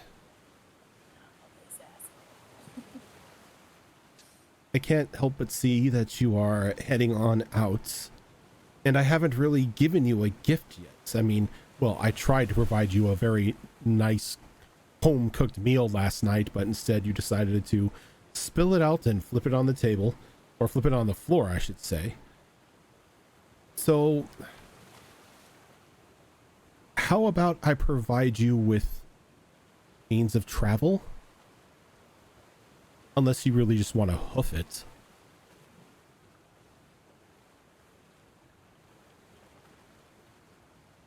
I'm trying to be nice.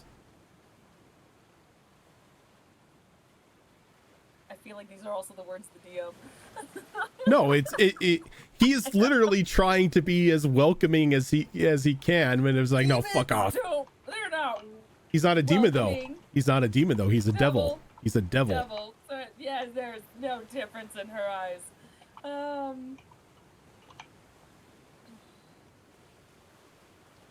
For the record, she did pick up the dagger, but she wrapped it.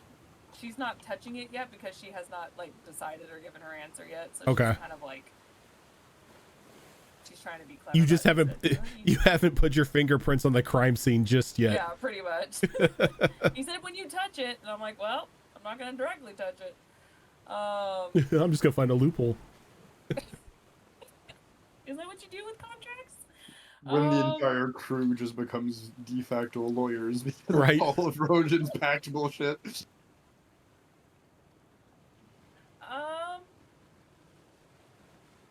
She's going to, of course, mentally go, really? In my head? You told me I couldn't communicate with you through your pocket watch. Yeah, I didn't know that my mind was open for you to just come and go as you please. Fine, it is better than my watch. What do you suggest? Well, we can do this two ways. One is more the mortal way of things, and I can just conjure up you some horses. Or I can be the benevolent business partner that I am and provide a one-way portal to where you need to go. Turn a 3-day travel into a 4-step one.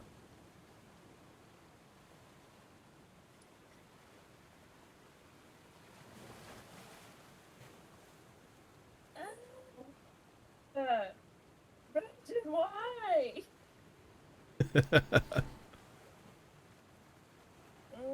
Because you gave me somebody I could torture. Oh, no. Just be like, you know what? I like the exercise. Are you sure? Mm-hmm. I swear, you're like a sibling. You're impossible to shop for. Whatever. I wouldn't know. I'm an only child. Sometimes I wish I was, but I wasn't so lucky. Very well. Have fun hoofing it. We will. You kind of just, you feel your mind kind of empty as he leaves. She wants to take like a loofah and just scrub her brains in that. Like, all right, guys. We have enough food. Start heading out. Aye, aye, Walk ahead of Captain. us. Ye heard her, ye maggots. Walk on, let's go. Drill instructor Cannonball over here. Damn. First mate doing first mate jobs, Captain. Yeah, but maggots? Jesus. All right. Ye blackguards, you prefer. So as this is going to be a coastal journey, as you could just walk along the beach to the ruins from where you're at. It's about a 3-day trek, but because it's the beach, it isn't too strenuous. Not much is hidden from view. So all I need is somebody to give me pretty much just a survival roll for each day, as this isn't like jungle or anything like that where you can get lost or anything, and there doesn't seem to be any places that you can be ambushed from. It seems to be pretty safe. So if somebody wants to give me 3 survival rolls, or you can do 3 survival rolls anyway. Can I offer guidance on those or no? No, these will not be guided rolls. Okay. Actually, no, you can offer guidance on the rolls. Just go, remember to take them out of the spell slots. I'll take one of the rolls. Yeah, actually, guidance is a cantrip for me. Oh, that's nice. Yeah, I think in Mass Effect, it's a first level spell because it offers more than just the D4. It's like a D8 or D12 depending if you advance it. So it's like crazy. Gotcha. If I remember correctly. I'll take the day 1 roll, I guess. With the guidance, that will be 26. 26. So the first day of travel, you are pretty much just walking along a pristine coastline. The water in the center of the Tricorn is just this very beautiful crystalline blue. Though it's a little off-putting at times because you can't see through the water. Like the shoreline around the rest of the island has got like that reef effect near the shore to where you can see the sand underneath the water. This is just beautiful yet unnerving because you can't see below the water line at all. But your first day, you go through without an issue. The watches and everything pass throughout the night. Nothing too dangerous comes along.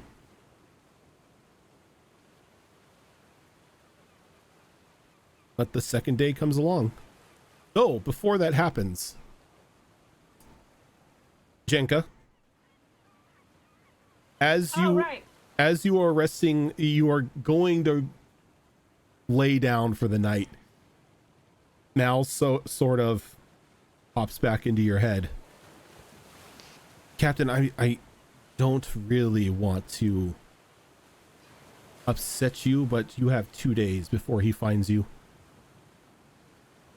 The longer you wait, the harder it is going to be for me to throw him off your trail.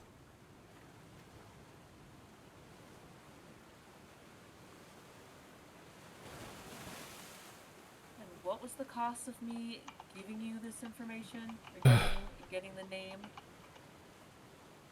You agree to stab somebody pretty much with that knife I gave you in the hearts. That's all you have to do. Yeah.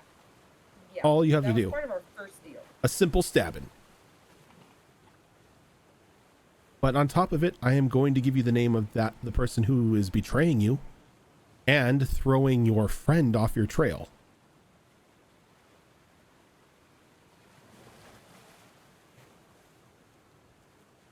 Just real quick. Give me a second.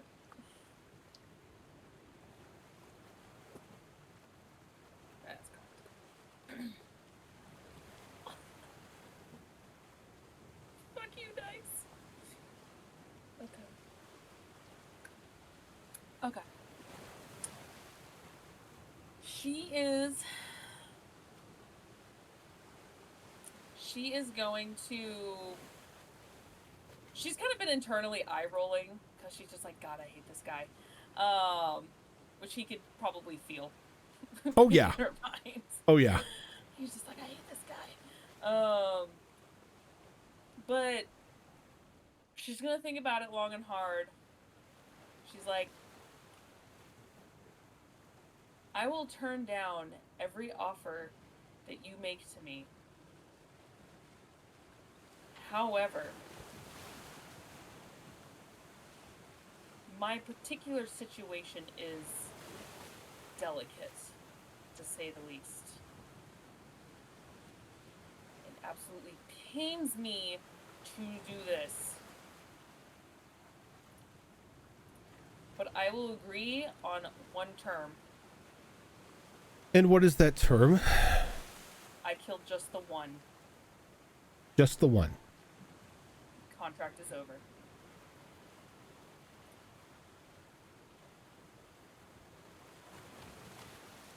Very well. Just the one.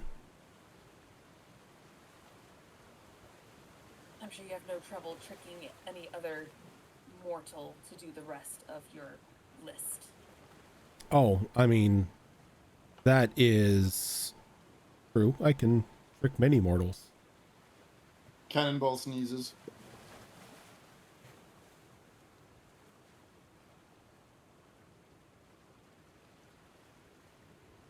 Agreed then.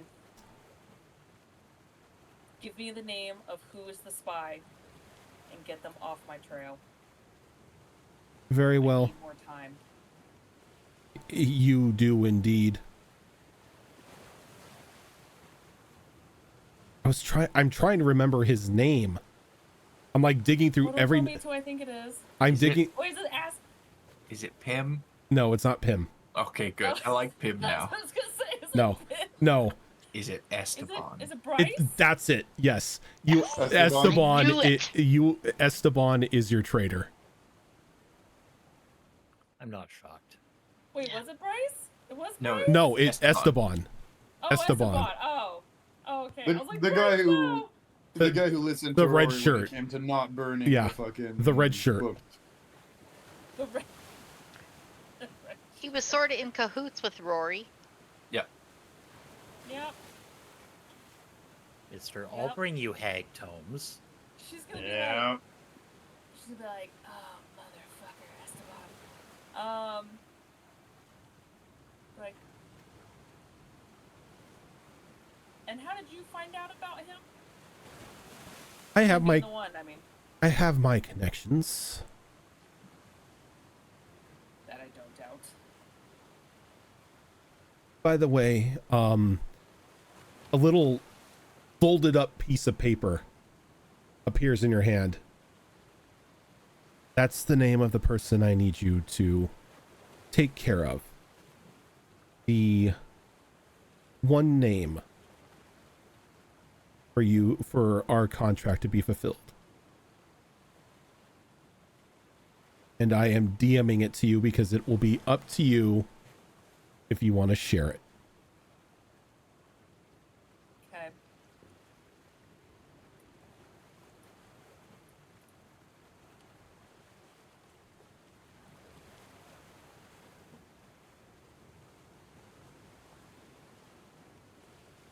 Okay.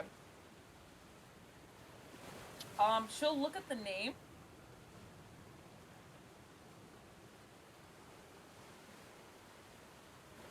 And she'll just kind of nod. She goes, as soon as it's done, that's it. Agreed. I will get to throwing your friend off your trail. Though, if you ever need my help, just simply call my name. Sure. Now I'm tired. Go away. Yes, yes. You mortals do need your beauty rest. Happy hunting, Captain.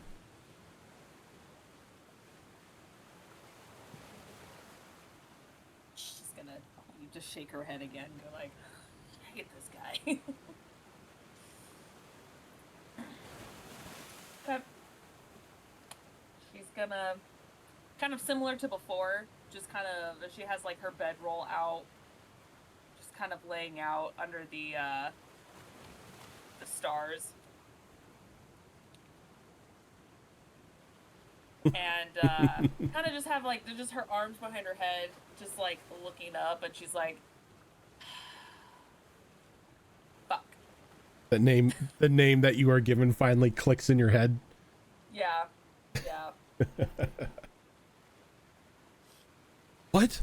Trauma? Drama. That doesn't make for a good story otherwise. Yeah. Okay.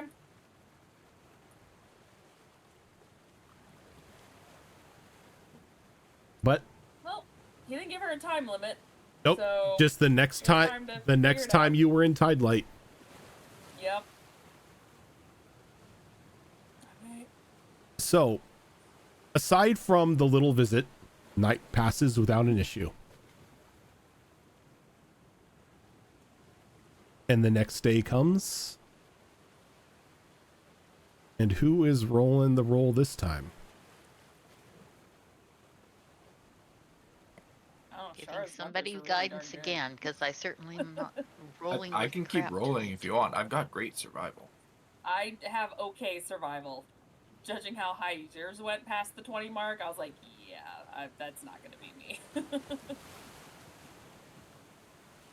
I'll do the roll again with Yeah, guidance if no again. one else wants to. Yes. Mhm. That one is going to be 22. A 22. Again, day passes. It's very uneventful. But some of the wildlife that you have come across seems to be keeping away from you very warily. Some even look to be flat out afraid. As you have come across some beasts of prey along the shoreline, including a couple axe beaks, but they take one look at you and they back off, giving you a very wide berth. They know Shara's getting hungry.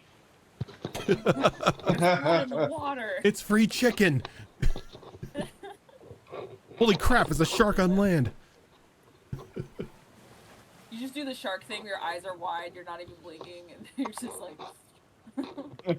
I imagine that's her every time she uses her frenzy ability. Oh, blackout much. eyes. Pulls a Yep. Bruce from Yep. Finding Nemo. Yes. But again, day and night pass without an issue.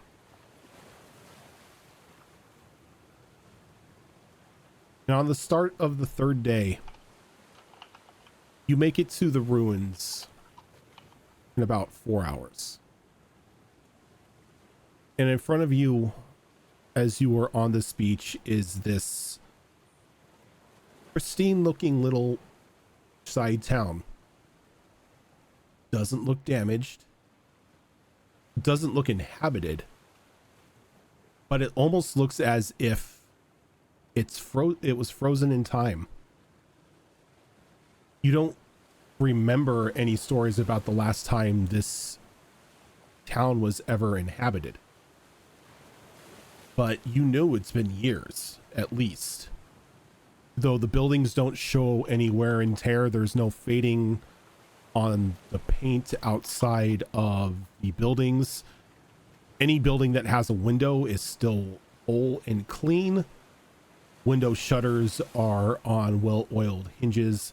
The town just looks like it was recently abandoned.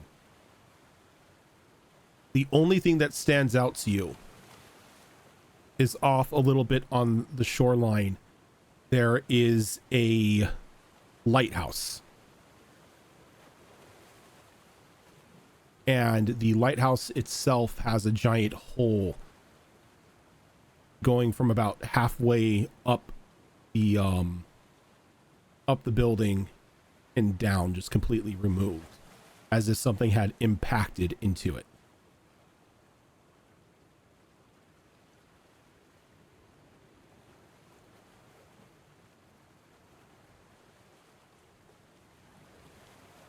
I think we should start over there first. Perhaps. Would make the most sense, yeah. Well, our friend from before, the Ferryman of the Dead, said that he was familiar with this town, but there were no deaths or anything. Just no people, so something happened here. This would be the best spot. The only damaged thing, so it makes sense that we carefully check this one out first.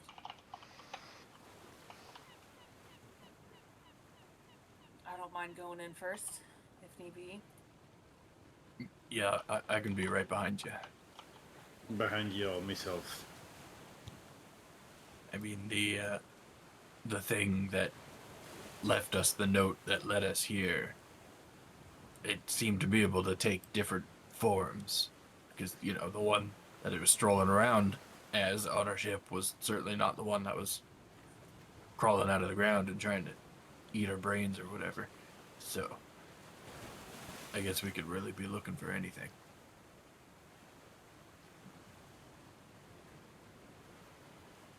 Well, head on a swivel just in case. We don't know what happened to this town.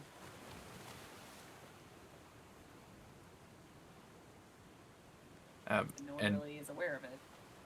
real quick, as we start to make our way towards the lighthouse, I'm going to pull out that note again that creature left for us that said, "Look for me here," and just give it another once over. A lot of weird magic shit's been happening lately. See if the note has changed. Anything on the note is different The from before. note has definitely changed. As it used to say, "You'll find me here." And this time it says, "The light will guide you. The safe passage."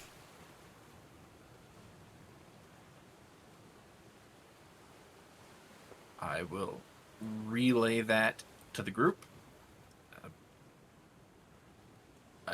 I feel like that's pointing us to the lighthouse. Like that's exactly where we should be going. I don't trust anything about it, but you know, Nope. Nor should you.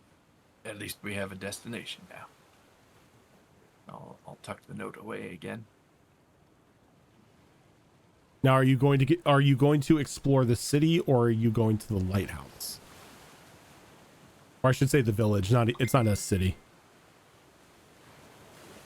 Do we have to pass through the village to get to the lighthouse? Or No, the village is a little bit off the beach. It's like right as where the beach begins, that's where the village sort of ends. So it's like a beachside village. But the lighthouse itself is on the coast.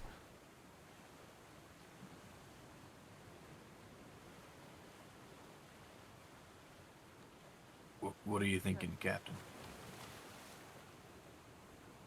I wouldn't mind taking a peek at the village real quick just to see if maybe there's some remnants or maybe some magical residue that may give us a hint of what happened before we reach the lighthouse. Maybe even just check to see if it's even real. Could be an illusion. To make the obvious stick out. Okay. So with that, let's go ahead and do a group investigation roll. You said the magic word. Is it the good magic word or the bad magic word? No, it's a good magic word. I'm good at investigating. It's the bad magic word for me.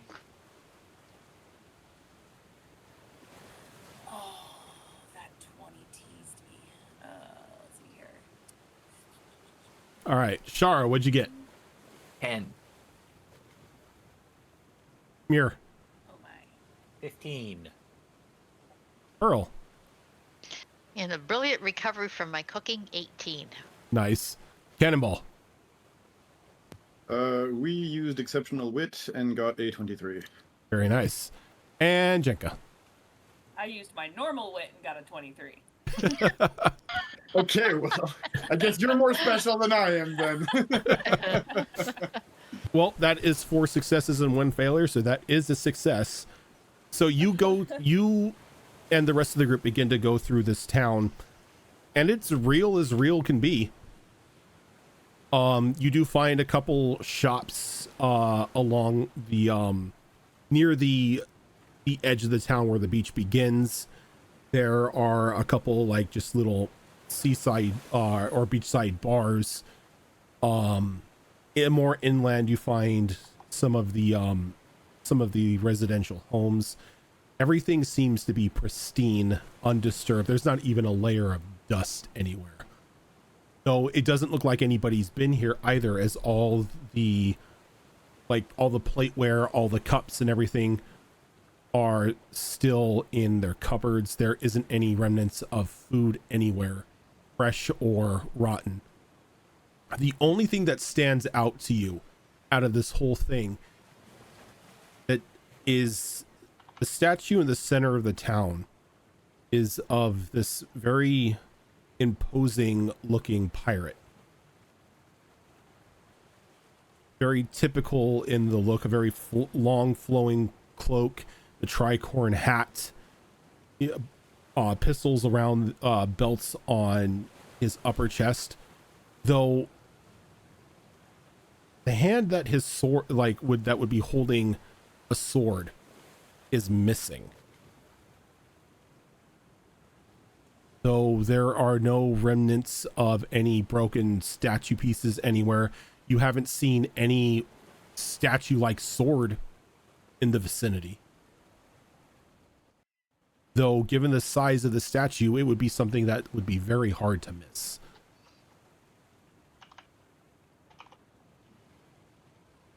When we were investigating, did we happen to find any like journals or even like a diary or anything like that? No, anything that would suggest that there's been human life here hasn't been found.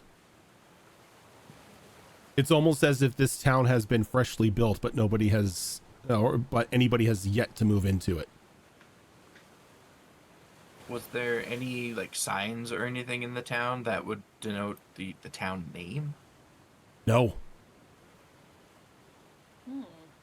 Like any identifying factors in there, town names, shop names, street names, anything, nowhere to be found.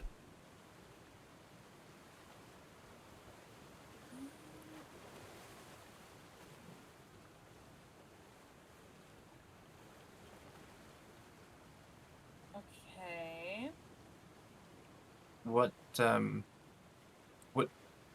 race is the statue? Is it like human, Human. elf?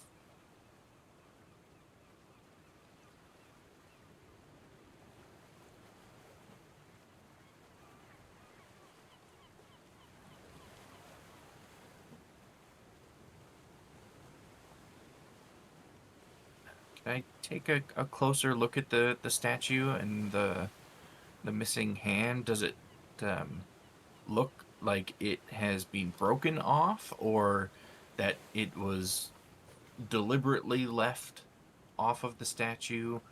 Any sort of indicator as to why it is the way it is? From the looks of it, it looks like it was broken off at some point. Like something had severed it. There's just a clean break at the wrist. Okay, so a deliberate break, not just like deterioration. No, a deliberate break. Does he look familiar at all? The captain? He looks very stereotypical. Just like mustache, handlebar tricorn. mustache, tricorn hat. Just the very like definition of a storybook pirate. I take it he's not a gnome. Nope, human. Okay. Okay. I have a sneaky suspicion that this town is make-believe. If that makes sense. For it to be so pristine and has been here for so long, yet no one's seen any people, heard anything. It's almost like someone built it from a storybook.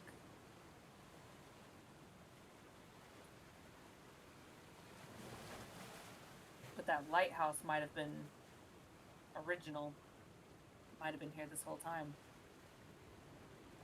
You think they built the town around the lighthouse? Or they used it as a focus point?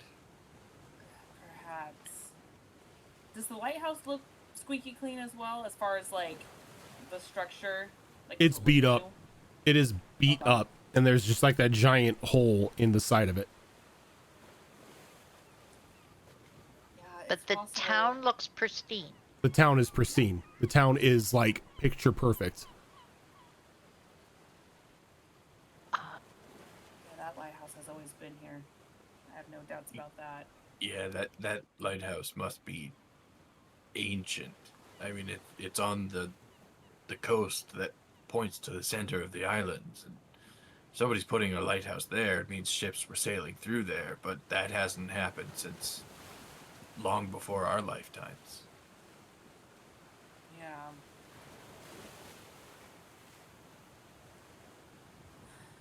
Again, I think this was made up for someone, or perhaps it was a means for an escape. To escape reality. Or perhaps locked in time to bring people back. I guess we may get more answers from the lighthouse.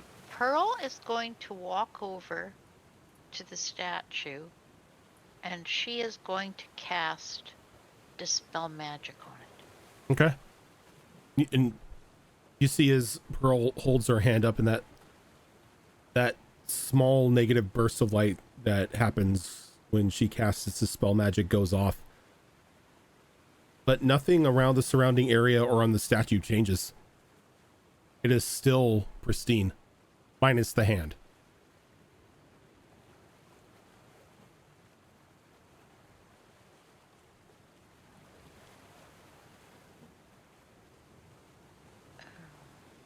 Okay. Well, if someone built it magically, it's stronger magic than this. That's fair.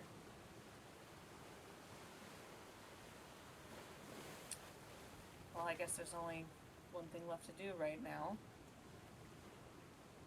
Especially since there's no life, period, not even animals around here. Let's cautiously cautiously go to this lighthouse.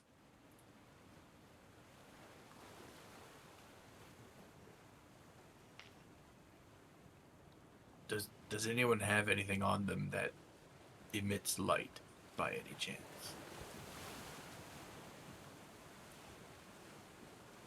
Magical Pulls or, out the or torch. natural. Doesn't really matter which. I could cast Moonbeam, or if that would be the kind of thing you're thinking of. Preferably not something that's gonna kill anything that it touches. Okay. Oh, then probably not one of my other ideas. I do have a torch. If that is good. Yeah, let's maybe just light that and keep it with us. Do you have trouble seeing in the dark, Shara? Yes, but that's a different problem entirely. Alright, fair. Alright. I'm not any good at puzzles, and the note said, light and safety. So if we stay in light and go towards light at all times, surely one of those is the right answer, right? Logic's not wrong. In theory. I mean, that's usually how I solve puzzles, is just by throwing all of the answers at them. One of them's bound to be right. I mean, technically I can make my blade glow, but I don't think it'll reach as much as a torch would. Light-wise, anyway. Yeah, just as a precaution. Alright. Well, she'll help you light the torch. So she does have, like, the flint and steel and everything to kind of just get it going. She's like, alright. Let's see what we can find. I can go first if you want. I think we should all Stealthier probably approach. stick tightly together. I meant poke my head in first. Misspoke, but yeah. Well, I think whatever's waiting for us, it knows that we're coming. I don't think we really need to sneak around here. I mean, it led us here, and then the note changed when we got here, so it knows that we're in the area. Whatever it is, whoever it is probably just waiting for us.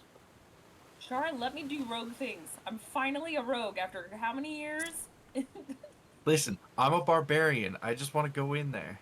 Just want to hit things. I'm just teasing. I'm teasing. All right. So as you're walking towards this lighthouse, I have to ask, what is your marching order, and is there any spacing between you?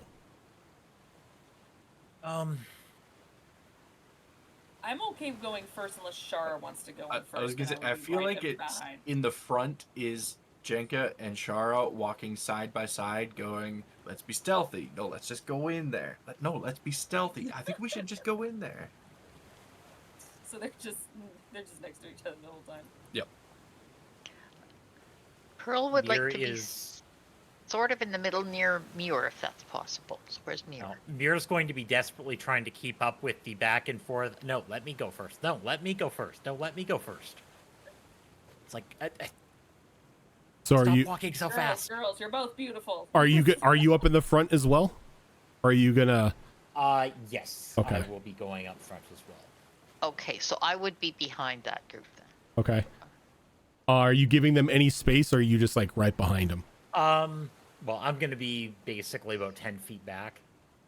So I would be maybe 5 feet behind Muir, tops. Okay. And what about Cannonball?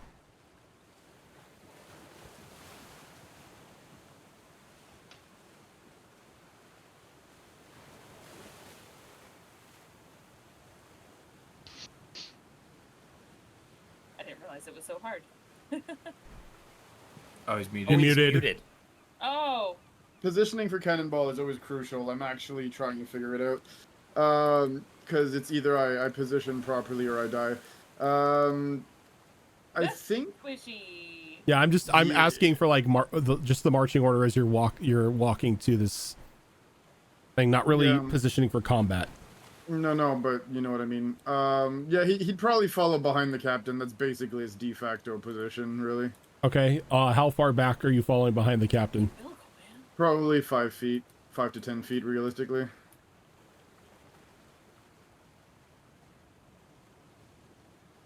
That would basically put you with Muir. Probably. That's a safe spot. Sounds about right. Okay. Very nice. So as the two of you are sort of like going back and forth about how you're going to enter this thing, there's a low rumble beginning to come from the sky as you can see that this bright sunny day now has thunderheads coming in almost like directly over your area as the sun is blocked out. I need both Jenka and Shara to give me dexterity saving throws. Oh. Say it again. Is this from an effect that I can see for danger sense to kick in? That's good. No, because it is hidden at the moment. Okay. That's fair. 7.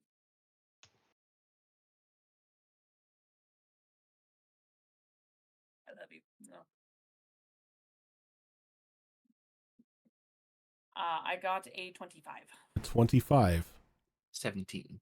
17. Okay, so neither of you will be knocked prone, and you'll only be taking half of this. Who? So you will be, so it's a total of 12 bludgeoning damage, so you'll be taking 6. As out from the giant hole in the side of this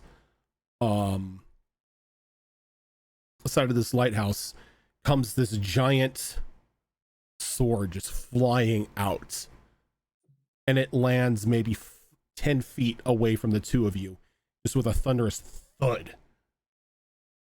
As you can now see where the statue's sword has gone. So the hand is no longer attached. And you can see that there are like teeth marks along the hilt of the weapon. As that happens, lightning strikes around the hole itself, and you can see a pair of bright yellow eyes staring out from you as it stands to full height. And out walking from this this hole is this bright blue electric covered T-Rex. That's a T-Rex. I have been looking everywhere for you since I first heard you existed. And it walks right up to all of you, almost like trying to measure your worth, as it turns its head and it grabs the hilt of the sword and picks it up. You can talk to it, right, Pearl? Actually, So I'm going to take you to the map just so all of you can see it, because this is where we are going to be ending, because combat is going to be taking more than a couple minutes. Oh, that's so pretty. Oh, my new. I freaking like it, I ability like won't it. Work. Wait! Damn it. That's the Thunder T-Rex you mentioned it a while ago. That's Yeah. Betsy. Ah, there we go. That's Betsy. Oh boy. There's Betsy. And apparently Betsy can Dang it. wield a sword. That's why Shara's so excited. She's been Aw, eager to come face to face with this thing since we first heard My- about it. My new ability won't work against this thing. God damn it. But- and in answer to the captain's question, Pearl says, "Yes, I can, Captain." Oh, you can talk to the T-Rex. Cool. There you go. Yeah. We come in peace. Can we ride on your back? Oh, there's no peace. I need to check here. on my. I need to check on my paper egg, Yep. man. So My paper Drake. that is going to do it for us tonight because combat is going to take a lot longer than 15 minutes here. So we are going to end a little bit early, which is fine because I have to be up early in the morning for work. So for now, we are just going to go ahead and call it for tonight. Thank you so much for everybody for tuning in. This is not the only show that we do. Normally we would have a show coming up on Tuesday, but Destiny Forge is currently on hiatus as we work out a couple scheduling issues for that show. On Thursday, does Thursday have Tortor this weekend or this week, or is it It's next week. Next week. It's, if it helps, it's the same week as Weewa. Weewa. Okay. So And Mass Effect. so on alternating Thursdays, not this Thursday, but next Thursday, we have our Star Wars game run by Tiltbot. I don't remember. I'm trying to look for the name on here. Is it on here? It's not on the list. Damn it. No, we need to change the hiatus from not hiatus. So move that over to what does Tortor stand for? Tales of the Outer Rim. Tales of the Outer Rim. So that happens every other Thursday. It is a Star Wars based game, again run by Tiltbot. On our upcoming Saturday, we have another episode of Wayward Wanderers, which is our Pathfinder 2 Extinction Curse campaign that is run by Azarin. And then coming up on Monday, this upcoming Monday, is going to be another episode of Mass Effect Horizons, which is run by Zorro. And then that week is when Tortor happens. And then we'll be back on the next Saturday with another episode of Withered Wastes. But for now, we are going to head on out. Thank you so much for everyone for tuning in, and we will catch you later.